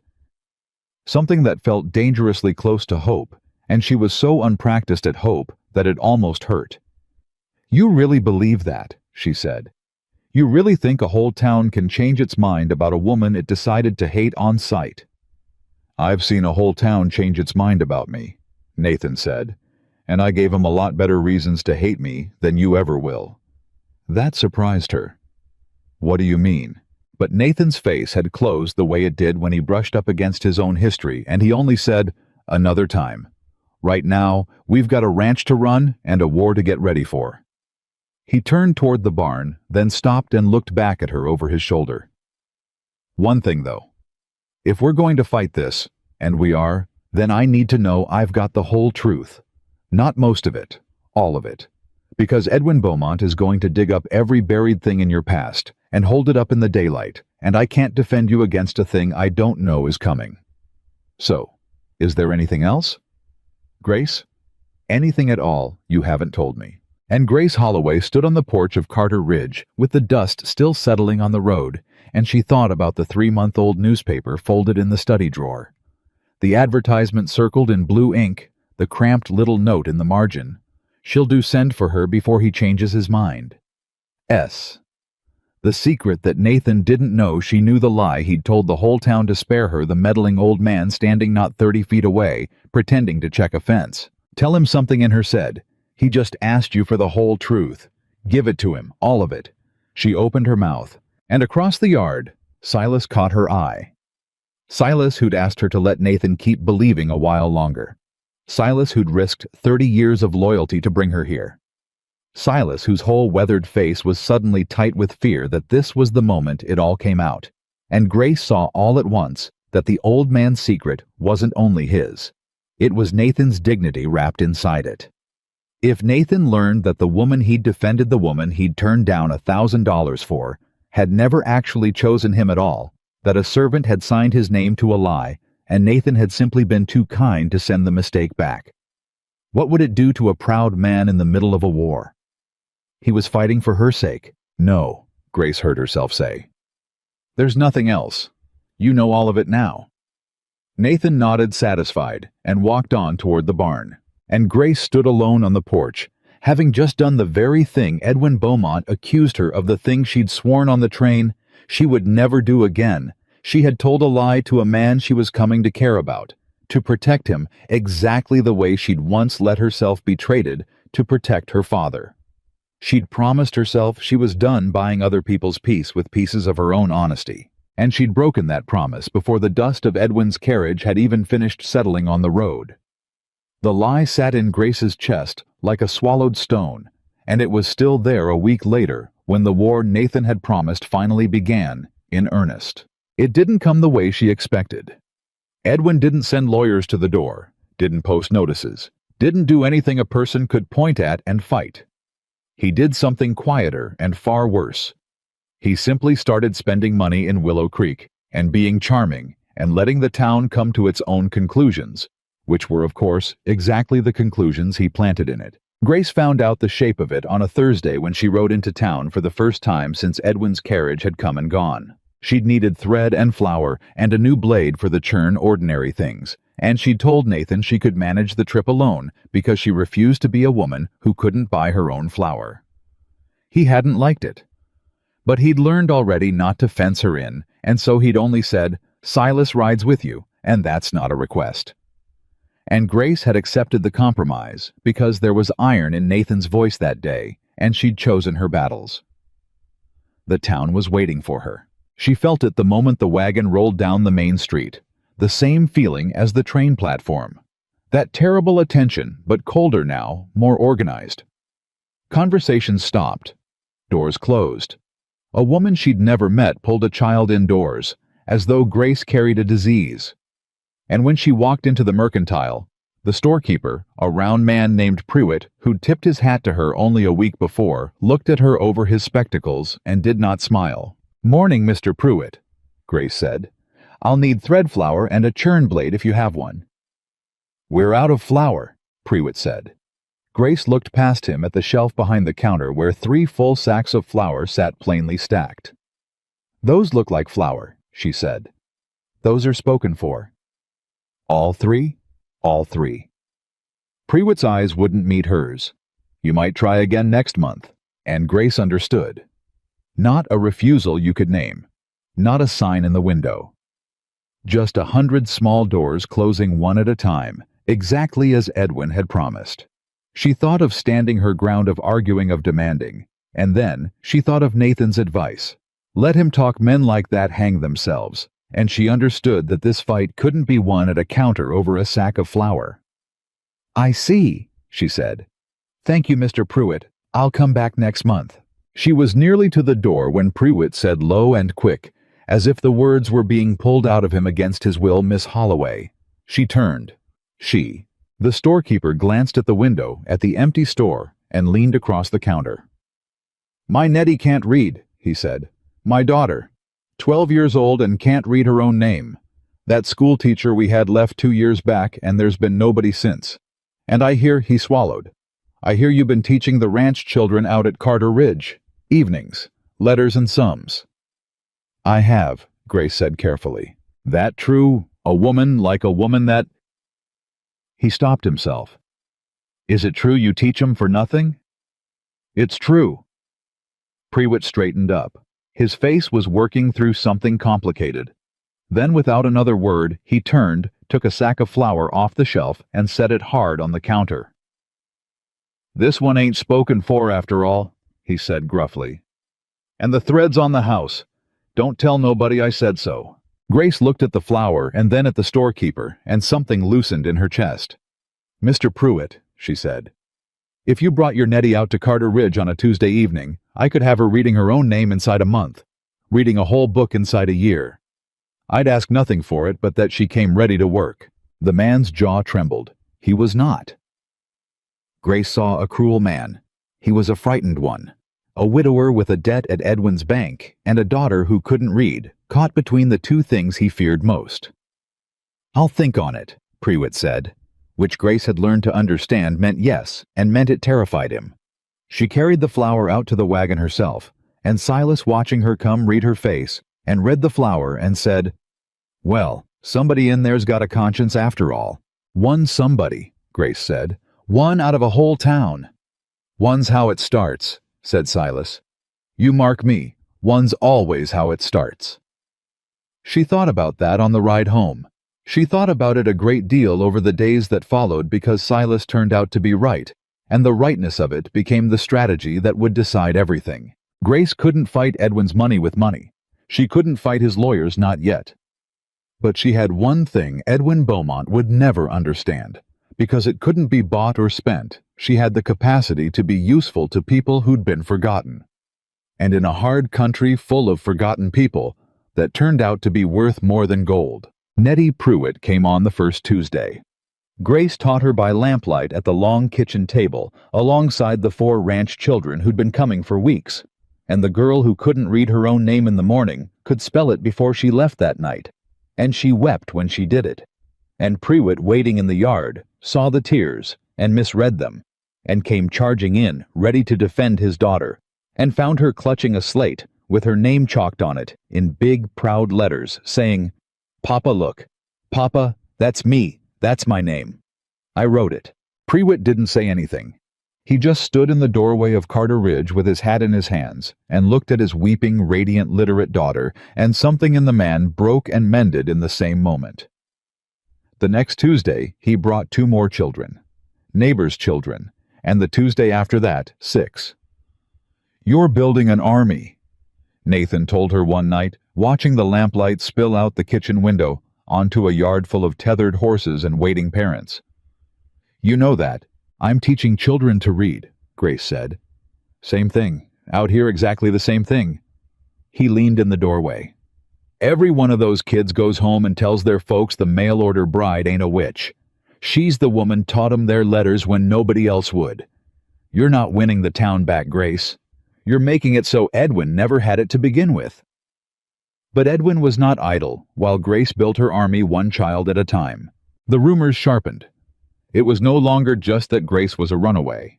Now the story had detailed texture, the terrible specificity that makes a lie live. Now the story was that Grace had stolen from her father, that she'd been engaged to a respectable Boston gentleman and jilted him at the altar to run off with another man's money, that the school at Carter Ridge was a scheme to worm her way into decent families and learn where they kept their valuables. Each rumor was worse than the last, and each one arrived polished and complete, the way a thing arrives when a rich man has paid someone to carry it. And then 3 weeks after his carriage had rattled up the road, Edwin played his real card. He had Nathan arrested. Not Grace. Nathan. The charge was harboring, interference with a lawful engagement contract. It was the territorial marshal admitted uncomfortably as he stood in the Carter Ridge yard, with a warrant in his hand, a peculiar charge, one he'd never served before, and one he plainly didn't believe in. But the paper was in order, signed by a territorial judge, 2 counties east, a judge Grace would learn later who owed a great deal of money to a certain Boston bank, and the marshal's discomfort didn't change the fact that the law was the law, and Nathan Carter had to come to town and answer it. "Nathan," Grace said. Her voice had gone thin. "Nathan, this is because of me. This whole thing is Grace." He was already reaching for his hat, calm, as if he'd been asked to town for supper. "Look at me. This is exactly what he wants. He wants you scared and me rattled and both of us making mistakes. So we won't. I'll go to town. I'll answer his ridiculous charge and I'll be home for supper. You'll see. And if you're not, if that judge is bought and he keeps you, then you'll do exactly what we talked about. You'll go to the telegraph office and you'll send for the man whose name I wrote down." Nathan took her by the shoulders, the way he did when he needed her to hear him. "You remember the name?" "Cornelius Webb," Grace whispered. "Attorney. Cheyenne. Cornelius Webb. Best lawyer in the territory, and he owes me a favor from a long time back, and he doesn't scare, and he doesn't take bribes because he's already got more money than God, and he hates men like Beaumont on pure principle." Nathan almost smiled. "You send for Webb, and you tell him Nathan Carter's calling in his marker, and you tell him to bring everything he's got. Can you do that? I can do that. I know you can." He held her gaze one moment longer. Then he did something he had never done before. He raised one hand slowly, giving her every chance to pull away, and he tucked a loose strand of hair back from her face, the barest touch, gentle as anything. And he said quietly, so the marshal couldn't hear, "We're going to win this, Grace. I need you to believe that. Not because I'm sure. Because if one of us doesn't believe it, we've already lost." And then he climbed onto his horse and rode to town between the marshal and a deputy like a criminal, and Grace stood in the yard and watched him go. And for the first time, she understood all the way down to the floor of her that she was in love with him. It hit her like the ground coming up. Not a soft feeling, a terrifying one. Because you cannot lose what you have, not let yourself love, and she had spent 3 years refusing to love anything precisely so that it could never be taken. And now here it was taken already. Riding away between 2 lawmen down the same rutted road, Edwin's carriage had come up. She didn't cry. She'd promised herself. Instead, she turned, walked into the house, and got to work. She sent for Webb that afternoon. She rode to the telegraph office herself, Silas beside her, and she stood at the counter and dictated the wire while the whole town watched through the window, and she did not lower her eyes to a single one of them. Cornelius Webb, Cheyenne. Nathan Carter calls his marker. Come at once. Bring everything. G. Holloway, Carter Ridge. And then she went home to wait and to fight the only way she knew how. Because Grace had realized something riding back from town, with the whole street pretending not to stare. Edwin thought he was fighting one woman. But a woman who has spent 3 years surviving alone learns to keep records of everything, of everyone, out of pure animal necessity, because when you have no one to vouch for you, the truth is the only witness you can call. And Grace had kept records her whole life. She had her mother's letters. She had a copy of her mother's will, the one document her father had never been able to sell or hide because it was lodged with a lawyer in Boston. And she had folded in the false bottom of her one weathered suitcase the single most dangerous thing she owned. She'd almost forgotten she had it. She'd carried it out of Boston not as a weapon, but as a wound proof of the worst night of her life, kept the way people keep the thing that broke them, because throwing it away felt like agreeing it had never happened. It was a letter, in Edwin Beaumont's own hand. Written to her father, dated 4 years back, and Grace had stolen it off her father's desk the night she ran, because even in her terror, some cold, clear part of her had known she might someday need to prove what these men were. She took it out that night and read it by lamplight, and her hands shook because she had not looked at it in 3 years, and it was even worse than she remembered. Holloway, it read. Our terms are agreed. Against your outstanding note of $11,000, I will forgive $4,000 upon my marriage to your daughter. The remainder to be forgiven at my discretion contingent upon her conduct. Understand me plainly. The girl is the collateral, not the interest. Should she prove disobedient, or should you fail to deliver her to the church, willing or otherwise, the full note comes due, and I will have you in debtor's prison inside the month. She is a purchase, Holloway, and I mean to take delivery. Sentiment does not enter into it. E.B. Grace sat with the letter a long time. The girl is the collateral. She is a purchase. I mean to take delivery. It was the whole truth of Edwin Beaumont set down in his own precise banker's hand, signed with his own initials. It was the thing that would destroy him in front of any honest court in the country. A man who chased a woman across a continent to enforce an engagement was a spurned suitor, tragic, maybe even sympathetic. But a man who put in writing that a woman was collateral against a debt, who wrote willing or otherwise about delivering a daughter to a church, that man was a monster, and no amount of money could paint a monster into a gentleman once the words were read aloud. She had it. She'd had it all along, the weapon that could end this. And she understood holding it exactly why Edwin had come himself instead of sending lawyers. He hadn't come to win a lawsuit. He'd come to find out whether she still had this letter and to get it back or get to her before she ever thought to use it. Grace was still sitting with the letter when the sound of a single horse came into the yard late, well past dark. Her heart leapt. Nathan. They let him go. He's home. And she ran to the door and threw it open, and it was not Nathan. It was Cole Peterson, the drunk ranch hand from the station, the one Nathan had faced down that first day.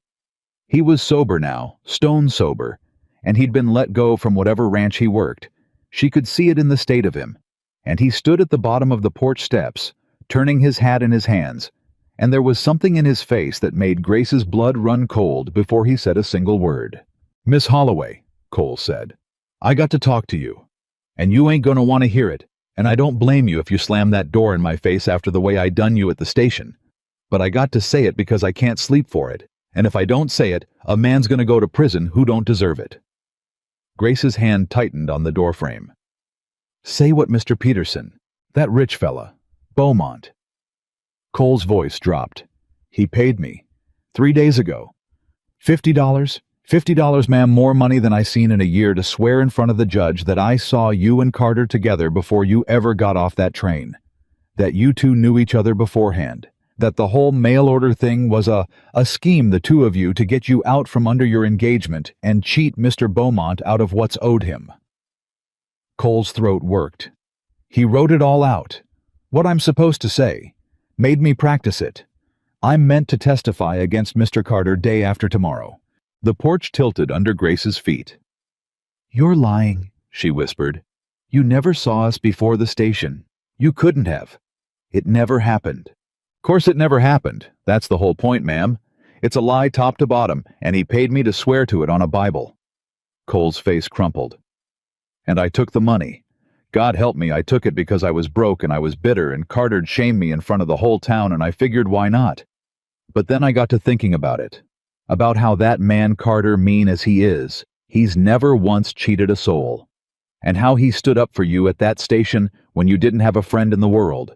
And how I'd have to look at my own face in the shaving glass every morning for the rest of my life, knowing I sent an honest man to prison for $50. He held out his hand. In it was a crumpled wad of banknotes. "I don't want it. I can't keep it. I come to give it back, and to tell you the truth, and to say, I'll testify. For Carter.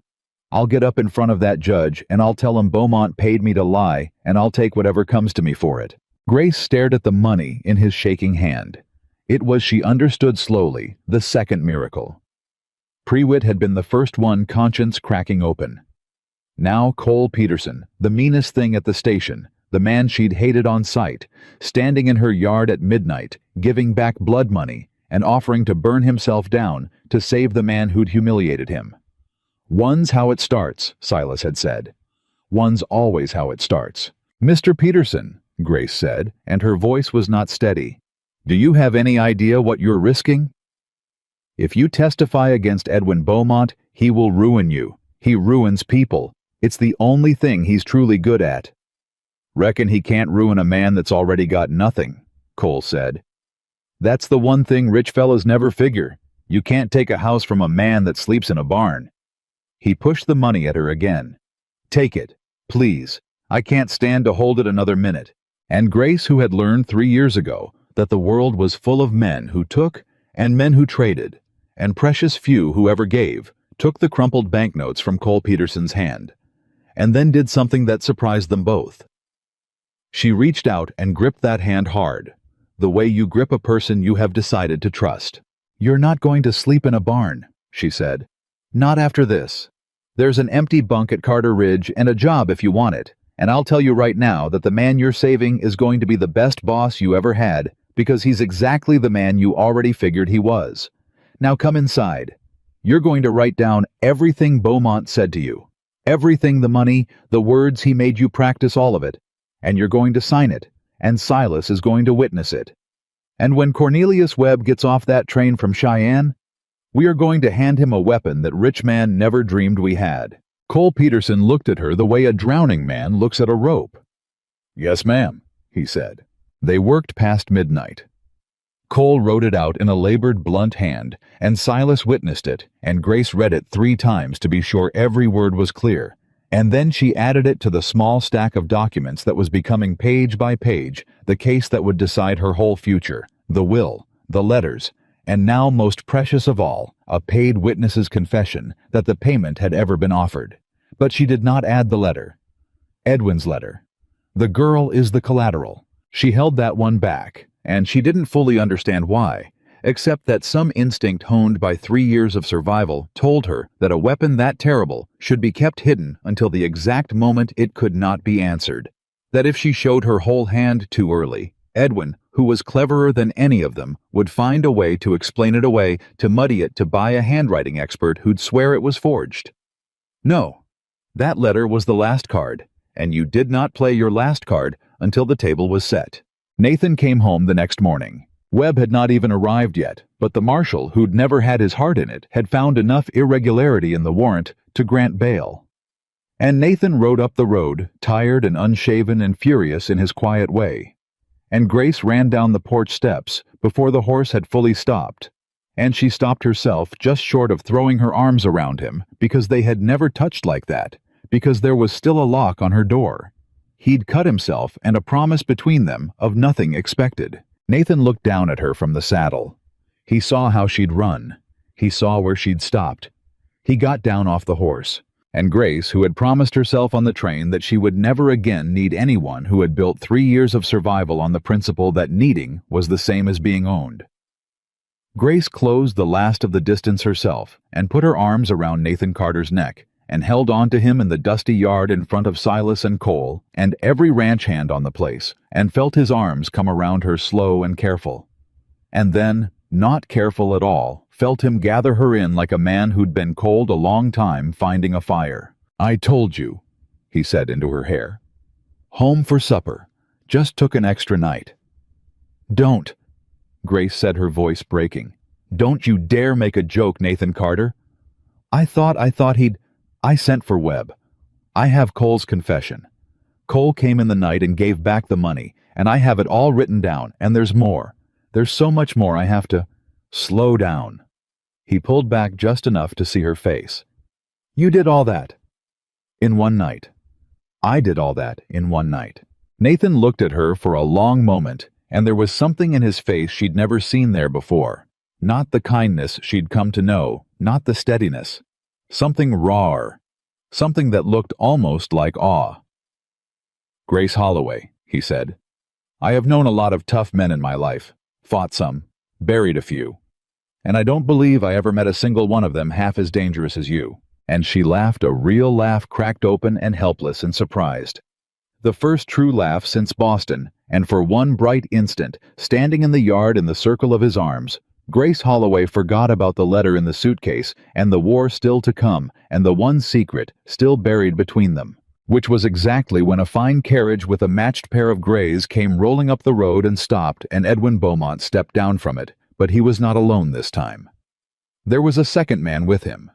An older man, gray and gaunt and leaning heavy on a cane.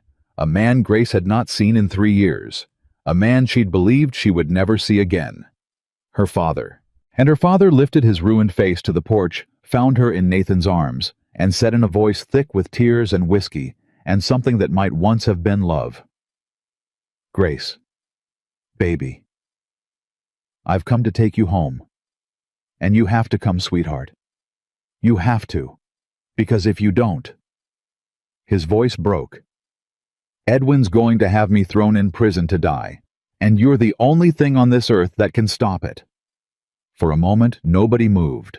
Grace stood in the circle of Nathan's arms and looked at the wreck of the man who had made her, and something in her chest did the thing she'd sworn it would never do again.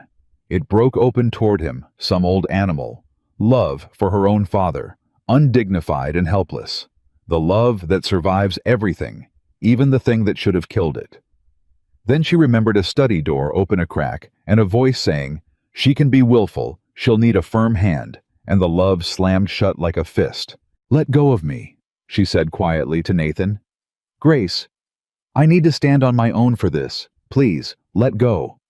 And Nathan, who understood her better in a month than her father had in 25 years, let go. Grace walked down the porch steps alone. She crossed the yard slowly, and she stopped 10 feet from the two men close enough to see her father's tears and Edwin's small, patient, waiting smile, and far enough that neither one could touch her. "Hello, Papa," she said. "Grace." He took a lurching step toward her on the cane. "Look at you. Look how thin you've gotten. What has this place done to you? What has this cowboy..." "Stop." She didn't raise her voice. She'd learned that from Nathan, too, that the quiet word cuts deepest. "Don't you say one word about Nathan Carter. You haven't earned the breath. Now. You've come a very long way, and you've clearly rehearsed a speech, so say it. Tell me what you came to say." Her father's face crumpled. "Baby, I'm dying. Edwin told me 3 weeks ago through this man on that porch. So it's not news." Grace kept her voice level, though it cost her everything. "Are you actually dying, Papa? Or is that another arrangement the two of you cooked up over brandy?" Something flickered in her father's eyes. Guilt, she thought, or fear, and it was Edwin who answered, smooth as ever, stepping half in front of the old man as though to protect him. "Your father's liver is failing, Grace. That much is true, and no arrangement. The doctors in Boston give him a year, perhaps less." Edwin's voice was warm and terrible. "But here is what is also true, and what your cowboy cannot protect you from. Your father owes my bank $11,000.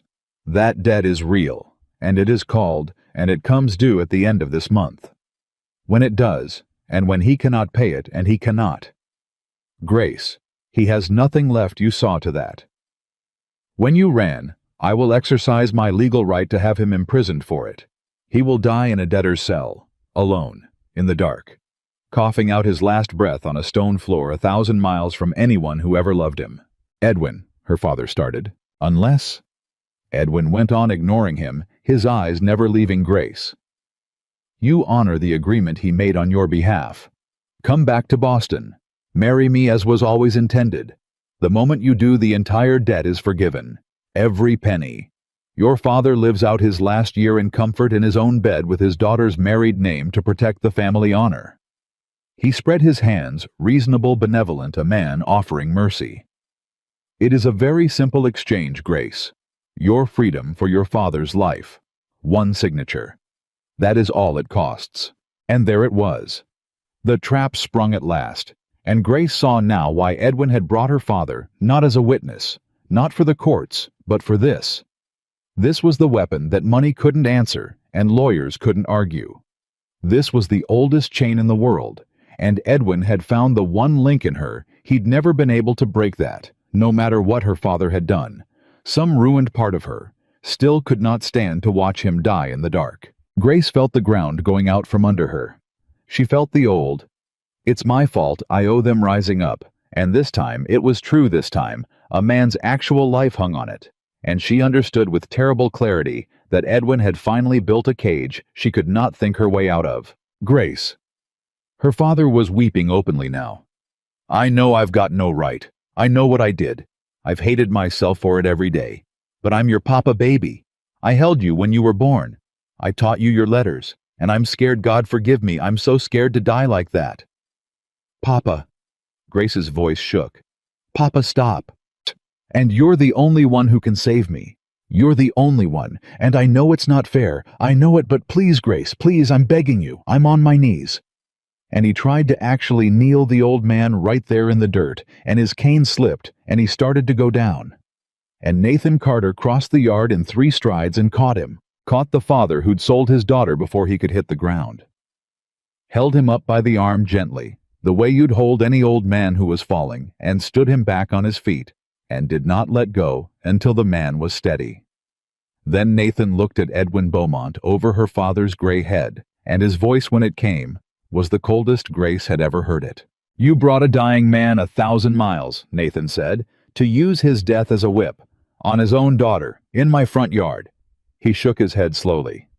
"Mister, I've known cattle thieves and claim jumpers and killers, and I never in my life met anything as low as you." "I brought a father to see his daughter," Edwin said. "The whip, Mr. Carter, was forged entirely by her when she abandoned him. I am merely presenting her the bill." He turned back to Grace. "Well, you've heard the terms. They will not improve. Every day you delay the debt gathers interest, and your father gathers closer to that cell. So, what is your answer?" Grace looked at her father trembling in Nathan's grip.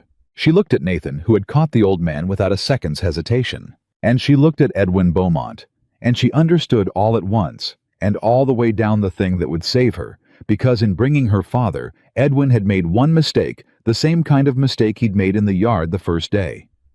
He'd shown her the debt. He'd said the number out loud. $11,000 forgiven upon marriage. He'd framed it as he framed everything as a transaction. And a transaction Grace finally saw was a thing with 2 sides, which meant it was a thing that could be answered on his own terms, in his own language. The only language Edwin Beaumont had ever truly spoken. "My answer," Grace said slowly, "is that I need to think." Edwin's smile widened. He'd expected resistance. A request to think was already a surrender in disguise, and he knew it. "Of course. Take the night. I'm a patient man. My father and I will take rooms at the hotel in town, and will return tomorrow at noon for your decision." He gathered the old man toward the carriage. "Think carefully, Grace. Think about that stone floor. And think about the fact that everything you've built here," he gestured at the ranch at the porch at Nathan, "all of it rests on you being free to give it. The moment the town learns you'd let your own father die rather than honor a debt, this little kingdom of goodwill you've been building crumbles to dust. They already half believe you're heartless. Prove them wrong tomorrow, or prove them right." He handed her father up into the carriage.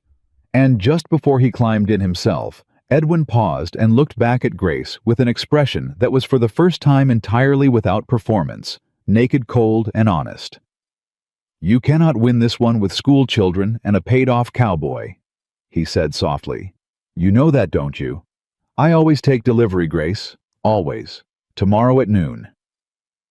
The carriage rolled away, and Grace Holloway stood in the yard with her whole future balanced on the edge of a knife and turned to find Nathan watching her. And behind him, Silas, and behind Silas Cole, Peterson, and behind them, all the ranch hands, and in the doorway, wide-eyed, little Nettie Pruitt's face, and the faces of 3 other children who'd come early for their lessons. Her whole strange army gathered in the yard, having heard every word. "Grace," Nathan said, "whatever you're thinking, you don't sacrifice yourself for that man. I don't care if he's your father. I don't care if he's dying. You didn't make his debts, and you don't owe him your life." "I know," Grace said. "Then, I'm not going to sacrifice myself, Nathan." She turned to him, and there was something new in her face. Something he'd never seen. Not fear, not grief. Calculation. Cold, clear 3 years of survival calculation. "I'm going to beat him, but I can't do it with Cole's confession or the will or the letters. Those prove he's a liar. They don't dissolve the debt, and the debt is the whole game now. He's stopped fighting about the engagement. He's fighting about $11,000 my father actually owes." She began to pace. "Webb gets here tonight, on the evening train. If he comes, he'll come. And when he does, I need to ask him one question, and everything depends on the answer." She stopped pacing. "Nathan, that letter I mentioned, the one thing I said I hadn't shown anyone. It's time. But I need Webb to tell me how to use it, because if I use it wrong, Edwin walks away clean, and my father dies in a cell, and I lose you and the ranch and everything. And if I use it right," her voice dropped, "I don't just beat Edwin Beaumont, I end him." Cornelius Webb arrived at 9 that night, and he was not what Grace had pictured. She'd imagined someone like Edwin polished cold, a creature of money. What got down from the hired buggy was a huge, shambling bear of a man, near 70, in a coat that had been expensive 20 years ago, with white whiskers stained yellow from cigars and a pair of small bright eyes that missed absolutely nothing. He looked Grace up and down in the lamplight of the porch, grunted, and said, "So you're the woman Nathan Carter finally lost his head over. Took him long enough. I'd about given up on him." He stumped past her into the house. "Where's the coffee and where's the trouble?" In that order. They laid it all out on the kitchen table. Webb listened without a word for the better part of an hour, chewing an unlit cigar, reading each document Grace put in front of him with those small bright eyes. And when she finished, he sat back and was quiet for so long that Grace's heart began to sink. "It's bad, isn't it?" she said. "It's not good," Webb allowed. "The engagement's nothing you never signed. Bands don't bind a woman against her will. No honest court touches it. Cole's confession sinks the perjury scheme and probably gets your Nathan's charge thrown out, and maybe gets that crooked judge investigated. All fine. All useful." He tapped the table. "But the boy's right. None of it touches the debt. Your father borrowed $11,000. He signed for it. It's real, it's legal, and it's called. And Beaumont's within his rights to jail him for it, cruel as that is. That's the law, and the law doesn't much care that Beaumont's a snake." He looked at her. "So, Nathan tells me you've got one more card. Show me." Grace's hands shook just slightly as she drew Edwin's letter from the false bottom of the suitcase and laid it on the table. Webb picked it up. He read it. He read it again. And Grace watched a slow change come over the old lawyer's face, watched the boredom fall away, watched those small bright eyes go wide and then narrow, watched a smile spread under the yellow whiskers that had absolutely nothing kind in it and everything hungry. "Well now," Webb breathed. "Well, well, well." He set the letter down as gently as if it were made of glass. "Miss Holloway, do you have any earthly idea what you've been carrying around in a suitcase?" "I know it's ugly. Ugly." Webb laughed a great rumbling bark. "Girl, this isn't ugly. This is a loaded gun." He leaned forward. "You listen to me now, because this is the part that matters. Edwin Beaumont has spent this whole affair standing on solid ground. The debt is real. The engagement was arranged. He's just a jilted man collecting what he's owed. That's his story, and it's a good one, and it's mostly true. But this..." He tapped the letter. "This changes what kind of thing that debt is. Read it again. The girl is the collateral. She is a purchase, willing or otherwise." His voice dropped. "That's not a marriage contract, Miss Holloway. That's not even a cruel arrangement between hard men. In the plain language of the law, A human being pledged as security against a debt to be delivered willing or otherwise. Do you know what that is? Grace shook her head. That's the sale of a person, Webb said quietly. That's a bill of sale for a woman. And there was a war fought in this country not 30 years back, girl, that settled once and for all what we do to men who buy and sell human beings. It's not a matter for a debtor's court anymore. Put this letter in front of a federal judge, and Edwin Beaumont doesn't collect his $11,000. Edwin Beaumont goes to prison, and your father's debt, a debt structured around an illegal purchase, an unlawful contract void from the first day it was signed. Webb sat back, beaming his terrible hungry smile. That debt evaporates like water on a hot stove. Because you can't enforce a contract, that's a crime. The whole thing collapses, all of it. The debt, the engagement, the threat against your father, the hold he's had over your entire family. One letter, and it all turns to smoke. The kitchen was dead silent. Grace put her hand over her mouth. Nathan had gone very still beside her. Silas in the corner said softly, "Lord have mercy." "You're certain?" Grace whispered. "You're certain it does all that?" "Girl, I've been practicing law 41 years, and I've never been more certain of anything." Webb picked up the letter again, held it toward the lamp, examined the ink, the hand, the signature. "And the beauty of it is that he wrote it himself. It's his hand, his initials. He can't claim forgery. I'll bring 3 examiners who'll all swear it's genuine, and Beaumont knows it's genuine, which means the moment he sees it, he'll know it's over." Webb set the letter down and looked at Grace with something close to reverence. "You've been holding the man's death warrant in a suitcase for 3 years, and you didn't even know it." "I knew it was terrible," Grace said. "I didn't know it was that." "Most people don't know what they're holding," Webb said. "That's how the powerful stay powerful. They count on the rest of us not knowing the true weight of the things in our own hands." He heaved himself up from the table. "Now, here's how we play it. You do not show him this letter tomorrow at noon. You understand, you do not tip it. A cornered snake bites, and a man like Beaumont with nothing left to lose might do something desperate. No." Webb's eyes glittered. "We let him come. We let him make his threats in front of witnesses, and I want witnesses, Miss Holloway. I want that whole army of yours right there in the yard. We let him lay out the whole ugly bargain one more time. The debt, the prison, the marriage, all of it, out loud where folks can hear him say it. And then..." He tapped the letter one last time. "Then we hand him this. And we watch the ground he's been standing on for 3 years disappear from under his feet. All at once. In front of everyone." Grace looked at the letter on the table, then at Nathan, then at the old lawyer. "There's one more thing," she said slowly. "One thing I have to do first, tonight, before any of it." "What's that?" Grace stood. Her heart was pounding, but her voice was steady. "There's a secret in this house. It's not mine, it belongs to 2 people I've come to care about more than I have words for. And I've been keeping it because I told myself I was protecting them. But I've learned something these last weeks." She looked at Nathan, and her eyes filled. "I learned it from watching Cole Peterson give back $50 in the middle of the night. You don't win against a man like Edwin by having cleaner secrets than he does. You win by having none at all. He owns people through the things they're afraid to say out loud, and I will not walk into tomorrow with anything left in the dark for him to use." "Grace." Nathan's voice had gone wary. "What are you talking about?" Grace turned to the corner. "Silas, come here, please." The old man came slow, his walnut face suddenly gray. "Miss Holloway," he said, "don't. Please, not like this. It ain't the time. It's exactly the time."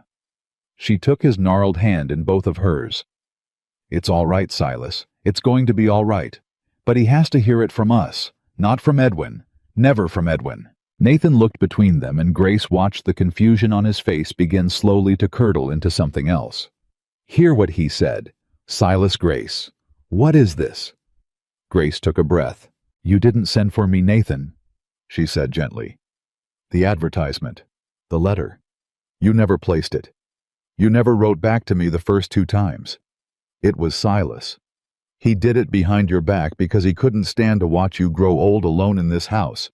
And he signed your name to all of it, and he didn't tell you until I was already on the train." Her voice trembled but held. "I found the newspaper in the study my 4th day here. I've known almost the whole time. And I kept it from you. Silas asked me to. And I told myself it was kindness. But the truth is, I was afraid. Afraid that if you knew you'd never actually chosen me, you'd realize you didn't have to keep me." The kitchen had gone utterly silent. Webb wisely examined the ceiling. Silas stood with his head bowed like a man awaiting sentence. Nathan didn't say anything for a long moment. He looked at Silas. He looked at Grace. And Grace watched his face and could not read it, and her heart climbed into her throat because this not Edwin, not the debt, not the letter. This was the thing she'd been truly afraid of all along. "Nathan," Silas said finally, his old voice cracking. "It's true. Every word. I done it. 30 years I worked for your daddy, and then for you, and I watched you turn into a man who ate supper alone listening to the wind, and I couldn't bear it, and I overstepped worse than any hired man's got a right to. You want to throw me off this place tonight? I'll go, and I won't say a word against it. But don't you take it out on her. She kept quiet because I begged her to. The wrong's all mine." Nathan stood up. He walked to the window, the same window he'd stood at the night Grace confessed her past, and he looked out at the dark yard for a long, long time, and nobody in that kitchen dared to breathe. Then his shoulders began to shake, and Grace realized with a shock that stopped her heart that Nathan Carter was laughing. He turned around, and there were tears standing in his eyes, but he was laughing low and helpless and amazed, the laugh of a man who has just seen the whole shape of his own life from a new angle. "You old fool," he said to Silas, and his voice was thick. "You meddling, interfering, God-blessed old fool." He crossed the kitchen and gripped the old man by both shoulders. "I've known for 2 years." Silas's mouth fell open. "You what?" "I found your bank draft, the one you paid for the advertisement with, 2 years ago going through the books." Nathan shook him gently. "I knew before her second letter ever came. I knew the whole time I was writing back to her that it started with you. Why do you think I never asked her for proof at the station? Because I knew exactly how she'd come to be on that train. And it wasn't through any advertisement of mine, it was through the stubbornness of the best friend I've got in this world, who loved me enough to lie to me." His voice broke. "I never said anything because I didn't want you to know I knew. I didn't want to embarrass you. Same reason you never told me." He laughed again, wiping his eyes. "We've been protecting each other from the same secret for 2 solid years, you old idiot." And then Nathan Carter turned to Grace, and the laughter faded, and what was left in his face was so open and so raw that she had to hold on to the edge of the table. "And you," he said softly, "you actually thought that if I found out I hadn't picked you, I'd want to send you back." He crossed to her. "Grace, listen to me. It doesn't matter how you got to that station. A meddling old man, a fool, advertisement, the hand of God Almighty, I don't care. Because the second you stepped off that train and refused to lower your eyes while a whole town laughed at you, I chose you. Right there. Not the woman from a letter. You. The one standing on the platform with her chin up and her heart breaking and too much pride to let it show." He took her face in both his hands. "I have chosen you every single day since, and I'm choosing you right now. And I'm going to keep choosing you tomorrow at noon when that snake comes back up my road, and every day after that for as long as you'll let me. Do you understand? There was never a version of this where I let you go. Not one." Grace couldn't speak. She put her hands over his where they held her face, and she wept finally freely. The tears she'd refused Boston, and the train, and the laughing town, she gave them all to Nathan Carter's hands in the lamplight of his mother's kitchen. "Well," said Cornelius Webb from the table, blowing his nose loudly into an enormous handkerchief. "I've won a great many cases in my time, but I don't believe I ever cried at a kitchen table before the trial even started. Somebody pour me a whiskey." And they laughed, all of them, even Silas, the wet, broken laughter of people who have set down a weight they'd carried too long. But Grace, wiping her eyes, felt the laughter settle into something harder and clearer, because tomorrow was coming, and tomorrow at noon, a dying man's life, and her own freedom, and the future of everyone in that kitchen would come down to a single folded letter, and the nerve to wait until the exact right moment to use it. "Tomorrow?" she said quietly, and the room went still. "Tomorrow we end it. All of it. Webb, you tell me exactly what to say, and exactly when to say it. Because Edwin Beaumont has spent 3 years taking everything I loved one piece at a time and telling me I'd have nowhere left to run." She looked around the kitchen, at Nathan, at Silas, at Cole in the doorway, at old Webb, with his loaded gun smile. He never once considered that I might stop running, and turn around, and walk straight at him. She picked up the letter and held it to the lamp, and the cramped, cruel banker's hand glowed through the paper like a fuse. "Noon," Grace said. "Let him come." Noon came slow, and then all at once. By 11 o'clock, the yard at Carter Ridge was fuller than it had ever been. Grace had not asked them to come. That was the thing she'd remember longest afterward. She'd sent Cole into town at dawn with a single message for Prewitt, the storekeeper, just 3 words: "It ends today," and by mid-morning they'd started arriving on their own. Prewitt first, with Nettie beside him, clutching her slate. Then the widow Hutchins, whose fence Grace had helped mend when nobody else would. Then the Dolan family, all 6 children Grace had taught their letters. Then more and more, wagon after wagon, until half of Willow Creek stood in the yard of the mail-order bride they'd once come to a train platform to mock. They didn't say much, they just stood and waited, and Grace understood what she was looking at. An army exactly as Nathan had said. Built 1 child, 1 mended fence, 1 act of quiet decency at a time over weeks, while Edwin Beaumont spent his money, and never once noticed what she was building right under his nose. "He'll see them the second he comes up the road," Nathan said quietly, standing beside her on the porch. "Might change how he plays it." "Let him see," Grace said. "I want him to see. I want the last thing Edwin Beaumont ever understands about this town to be that he never had it. Not for 1 single day." Webb heaved himself up out of the porch chair, brushing cigar ash off his ancient coat, and squinted down the road. "Buggy coming. 2 of 'em." He looked at Grace, and his small, bright eyes were steady. "You remember the order?" "Let him talk," Grace said. "Let him lay it all out. Let him make every threat in front of every witness. I don't say a word about the letter until he's said the word purchase or delivery or collateral out loud where they can hear it. And if he doesn't say it, then I make him say it," Grace said. "I know exactly which thread to pull. I've had 3 years to learn." Webb nodded, satisfied, and clamped the cigar between his teeth. "Then God help him, because I almost feel sorry for the man. Almost." The carriages rolled to a stop. Edwin Beaumont stepped down first, and Grace watched him take in the crowded yard. The dozens of faces, the wagons, the whole town arranged in silent witness, and she saw the smallest flicker cross his features. There and gone.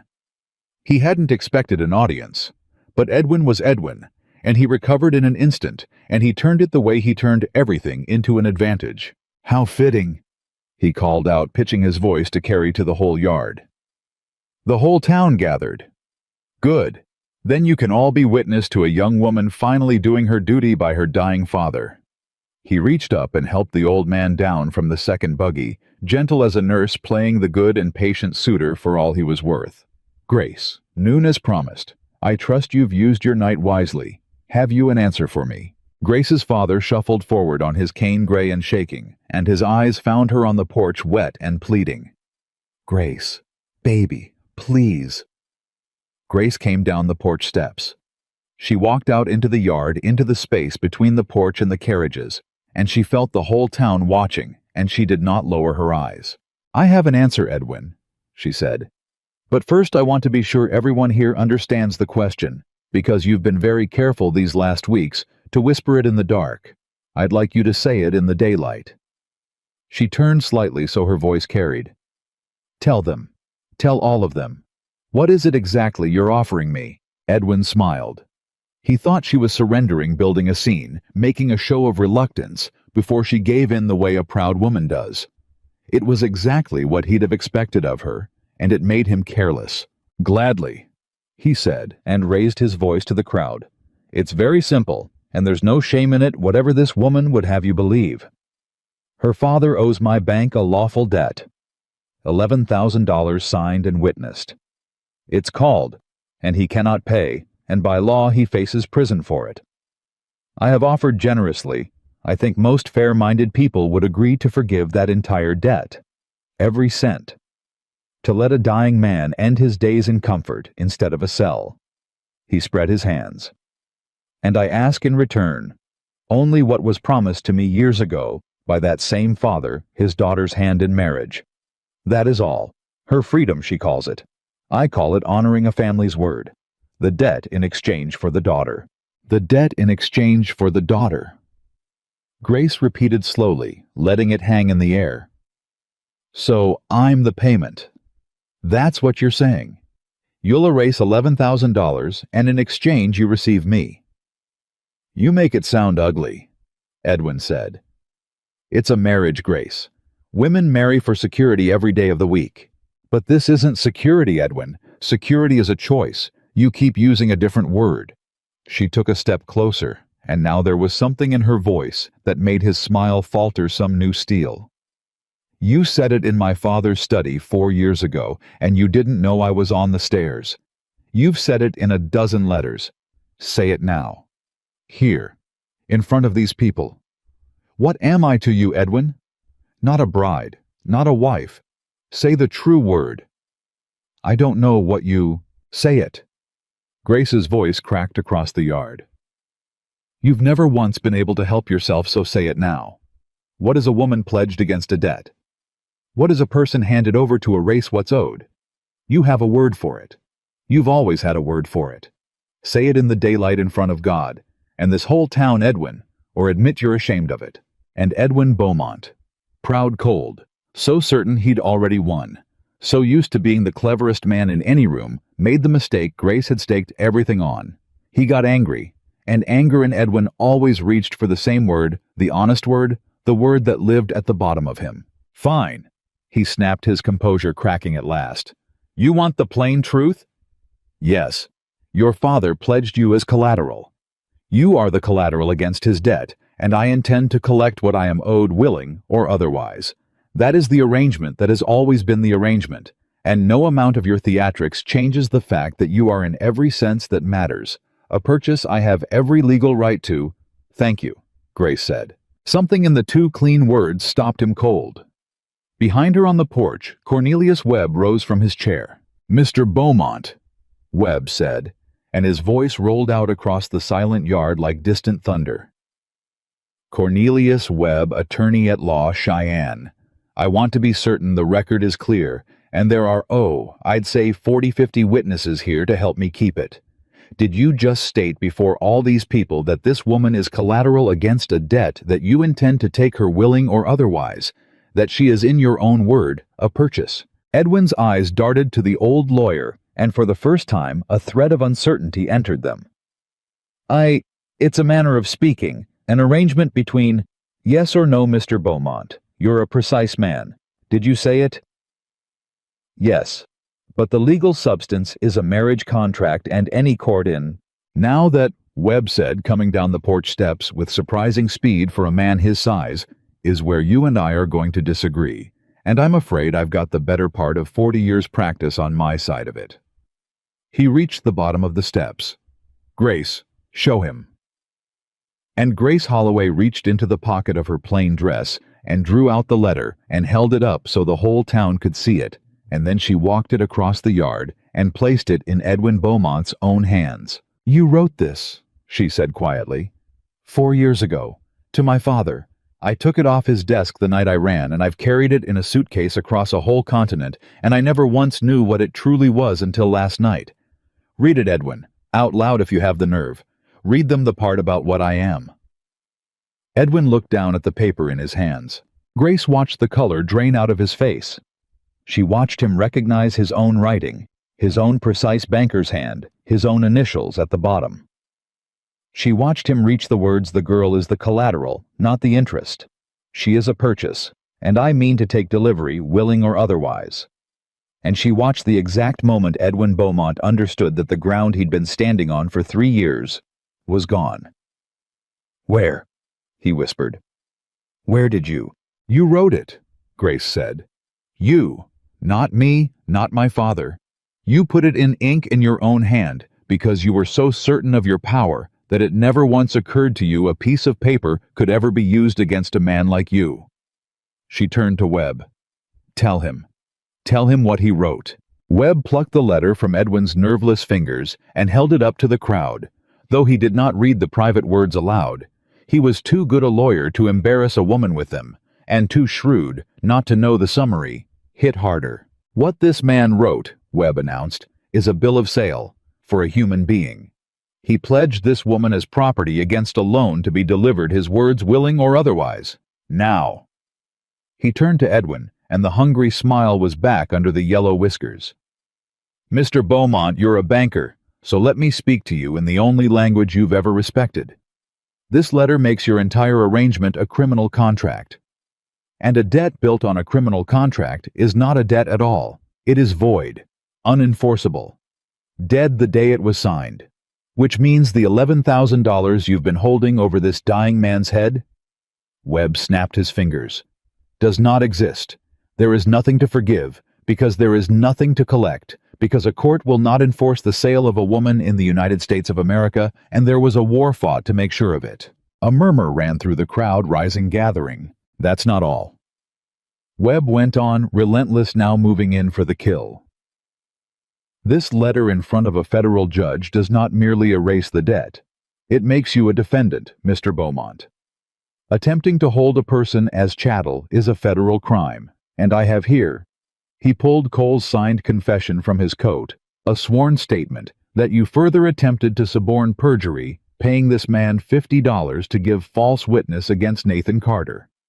And I have reason to believe the warrant that put Mr. Carter in a cell was signed by a judge in debt to your bank, which is a matter I will be raising with the territorial authorities the moment I return to Cheyenne." He leaned in. "So here is where we stand. You came to Wyoming to collect a woman. You are going to leave it fortunate if you are not collected yourself in irons, or Edwin Beaumont stood in the middle of the yard, the void where his power used to be gaping open beneath him, and Grace watched him do the thing she'd known he would do, the thing she'd warned Webb about. She watched the cornered snake decide to strike. He turned to her father. "Holloway," Edwin said, low and vicious. "Say something. Tell them the letter's a forgery.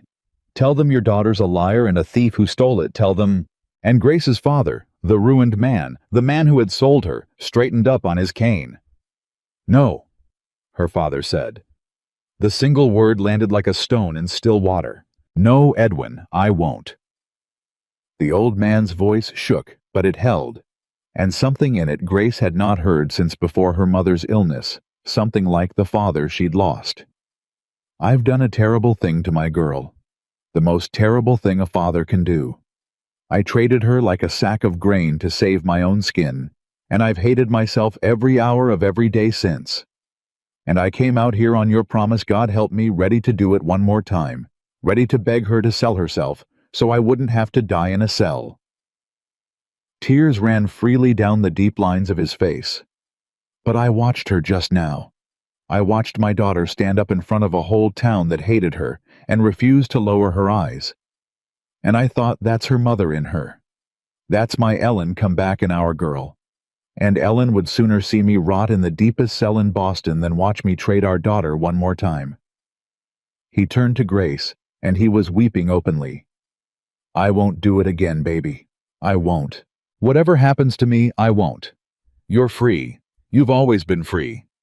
I was just too much a coward to say it out loud." The yard was utterly silent, and Grace, who had come to Wyoming with a heart sealed shut against her father, felt the last hard knot in her chest come undone.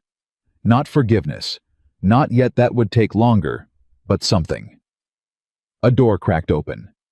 The recognition that the man who'd broken her was at the very end, still capable of one true thing: Edwin Beaumont looked around the yard at the crowd, at Webb at the confession, at the letter, at the old man who would not lie for him, at Grace, standing unbowed in the center of it all, and Grace watched the exact instant he understood that he had lost.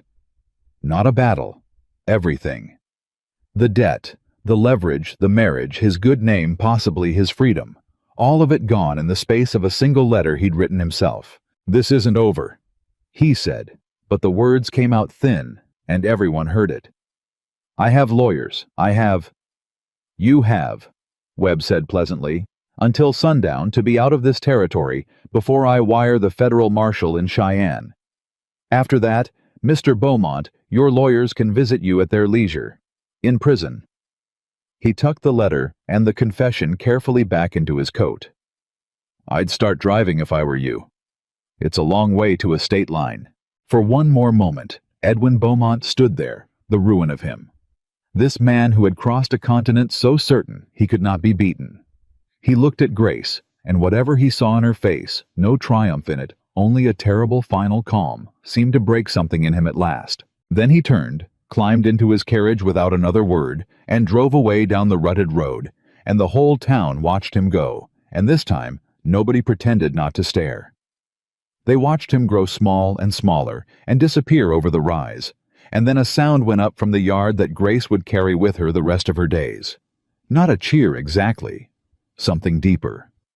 The low rolling exhale of a whole community that had just watched the truth win, and had not been sure until that very moment that it still could. Prewitt was the first to come forward. He crossed the yard, took off his hat, and stood before Grace, turning it in his hands the way Cole once had. "Miss Holloway," he said, "I sold you a lie about that flower. Told you it was spoken for when it was sitting right there on my shelf. I was scared of that man and his bank, and I let it make me small, and I'm ashamed." He swallowed. "My Nettie can read now, because of you. When nobody else in this whole town would trouble themselves. I'd take it as an honor if you'd let me be the first to say I was wrong about you. Dead wrong, and I'm sorry for it." And then one by one they came. The widow Hutchins, the Dolan family, the woman in the good bonnet from the train platform, who could not meet Grace's eyes and wept as she stammered her apology. The men who'd laughed, the women who'd whispered. One by one the whole town of Willow Creek came forward and took off its hat to the mail-order bride it had once come to a station to mock. Not because Nathan Carter had made them, not because they feared him, but because they had finally, at long last, seen her. Grace stood and received them, and she did not gloat, and she did not turn a single one away, because she understood something now that Edwin Beaumont had never learned in all his years of buying and selling people. Respect could not be purchased. It could not be seized or threatened into being or won in a courtroom. It could only be earned slowly in the small dark hours, when no one was watching one mended fence and one child's chalked name at a time. And once earned that way, it could never be taken. Not by any man, not for any price. Grace's father did not go to prison. Webb saw to the debt's dissolution within the month, and the old man, freed of the thing that had poisoned him, chose to stay in Wyoming rather than return to the empty house in Boston. He took a small room in town. He was not well, and he would not be well. But in the year of life he had left, he came out to Carter Ridge every Sunday, and he sat quietly at the edge of Grace's schoolroom and listened to the children learn their letters, and once, only once, he said to her, "Your mother would be proud of you, prouder than she ever was of me." And Grace, who had spent 3 years believing she would never forgive him, found that she already had somewhere along the way without deciding to. That was the thing about the door she'd let crack open. It turned out it had been opening all along. Months passed. The seasons turned. And on a bright afternoon at the Willow Creek Harvest Festival, the same town, the same square, the very place she'd once walked through as a woman, nobody would sell a spool of thread. Grace Holloway stood beside Nathan Carter and watched children she had taught run laughing between the booths, and felt for the first time in her life entirely at home in a place. "I've got something to tell you," Nathan said, "and I've been trying to find the right way to say it for about a week, and I've given up, so you'll just have to take it plain." "Plain's how I like things," Grace said. "You know that by now." "I do." He turned to face her.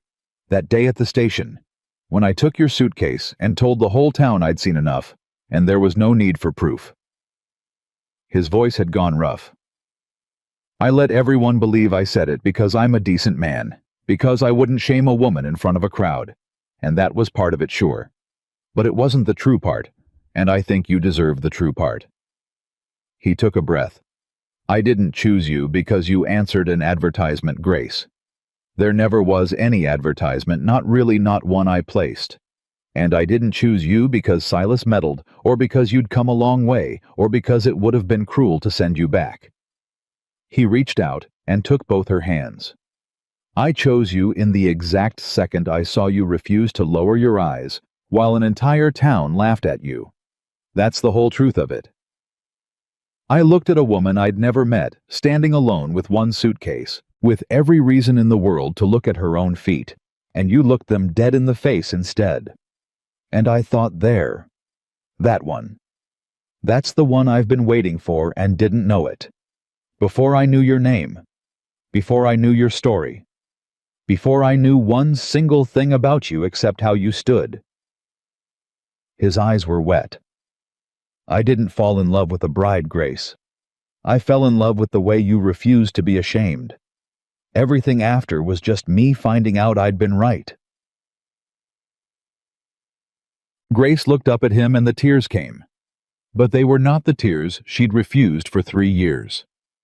Those had been the tears of someone bracing against the world. These were something else entirely. "I spent my whole life," she said, "being looked at. As a debt, as a possession, as a payment, as a mail-order mistake stepping off a train. Everyone always looked at me, Nathan, and not one of them ever saw me. Not my father, not Edwin, not that town." She held his hands tighter. "And then a stranger picked up my suitcase and said, 'I've seen enough, come home,' and I thought he was just being kind. I didn't understand until much later that it was the first time in my entire life that being seen didn't cost me anything. That someone could look at me and want me, not what I was worth, not what I could give, not what I could be traded for. Just me." Her voice broke. "You didn't rescue me, Nathan Carter. I want you to know that. I'd have found a way to save myself. I always had before. That's not what you gave me." She pressed his hands to her heart. "You gave me the one thing I'd stopped believing existed. You saw me. And you stayed."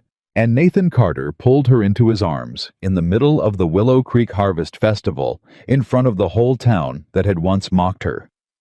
And Grace Holloway held on to him and did not care who watched, because she had finally learned the difference between being seen and being sold, and it was the whole difference in the world. They were married that autumn in the little white church, and the town that had come to a train platform to laugh now filled every pew to celebrate. Silas gave the bride away, weeping the entire time and pretending it was his allergies. Cole Peterson stood as a groomsman, sober and steady, and the best hand on the ranch, exactly as Grace had promised him he'd become. Prewitt closed the mercantile for the whole day, and Nettie read a poem she'd written herself, the first thing she'd ever written, and did not miss a single word. In the years that followed, Carter Ridge became one of the most respected ranches in all of Wyoming. Not because Nathan drove the hands harder, but because a partnership took hold of the place, two people who'd each spent too long alone finally building something together, and the land seemed to know it and give back double. Grace turned her kitchen table lessons into a real school, a proper building with proper desks, and every frontier child within 20 miles learned their letters there. And when a young woman arrived alone in Willow Creek, a widow, an orphan, a mail-order bride stepping off the train with one weathered suitcase, and a whole town waiting to judge her, she no longer found a crowd gathered to mock her. She found Grace Carter, waiting on the platform, with a warm hand and a place to stay, and 4 quiet words that had once changed her own life forever. "I've seen enough. Come home." Years later, travelers passing through would still tell the story of the woman the whole town came out to laugh at, and the rancher who chose her before he knew a single thing about her, but the way she held her head. They'd tell how she beat a rich man from Boston with nothing but a letter and the truth. how she taught a town to read and taught it in the process to see. And they'd always end it the same way, because it was the truest thing about the whole tale. Sometimes the bravest thing a person can do is not to be rescued. It is to stand alone, refuse to lower your eyes, and wait for the one soul in all the world who was only ever looking for someone with the courage to stand. And Grace Holloway stood.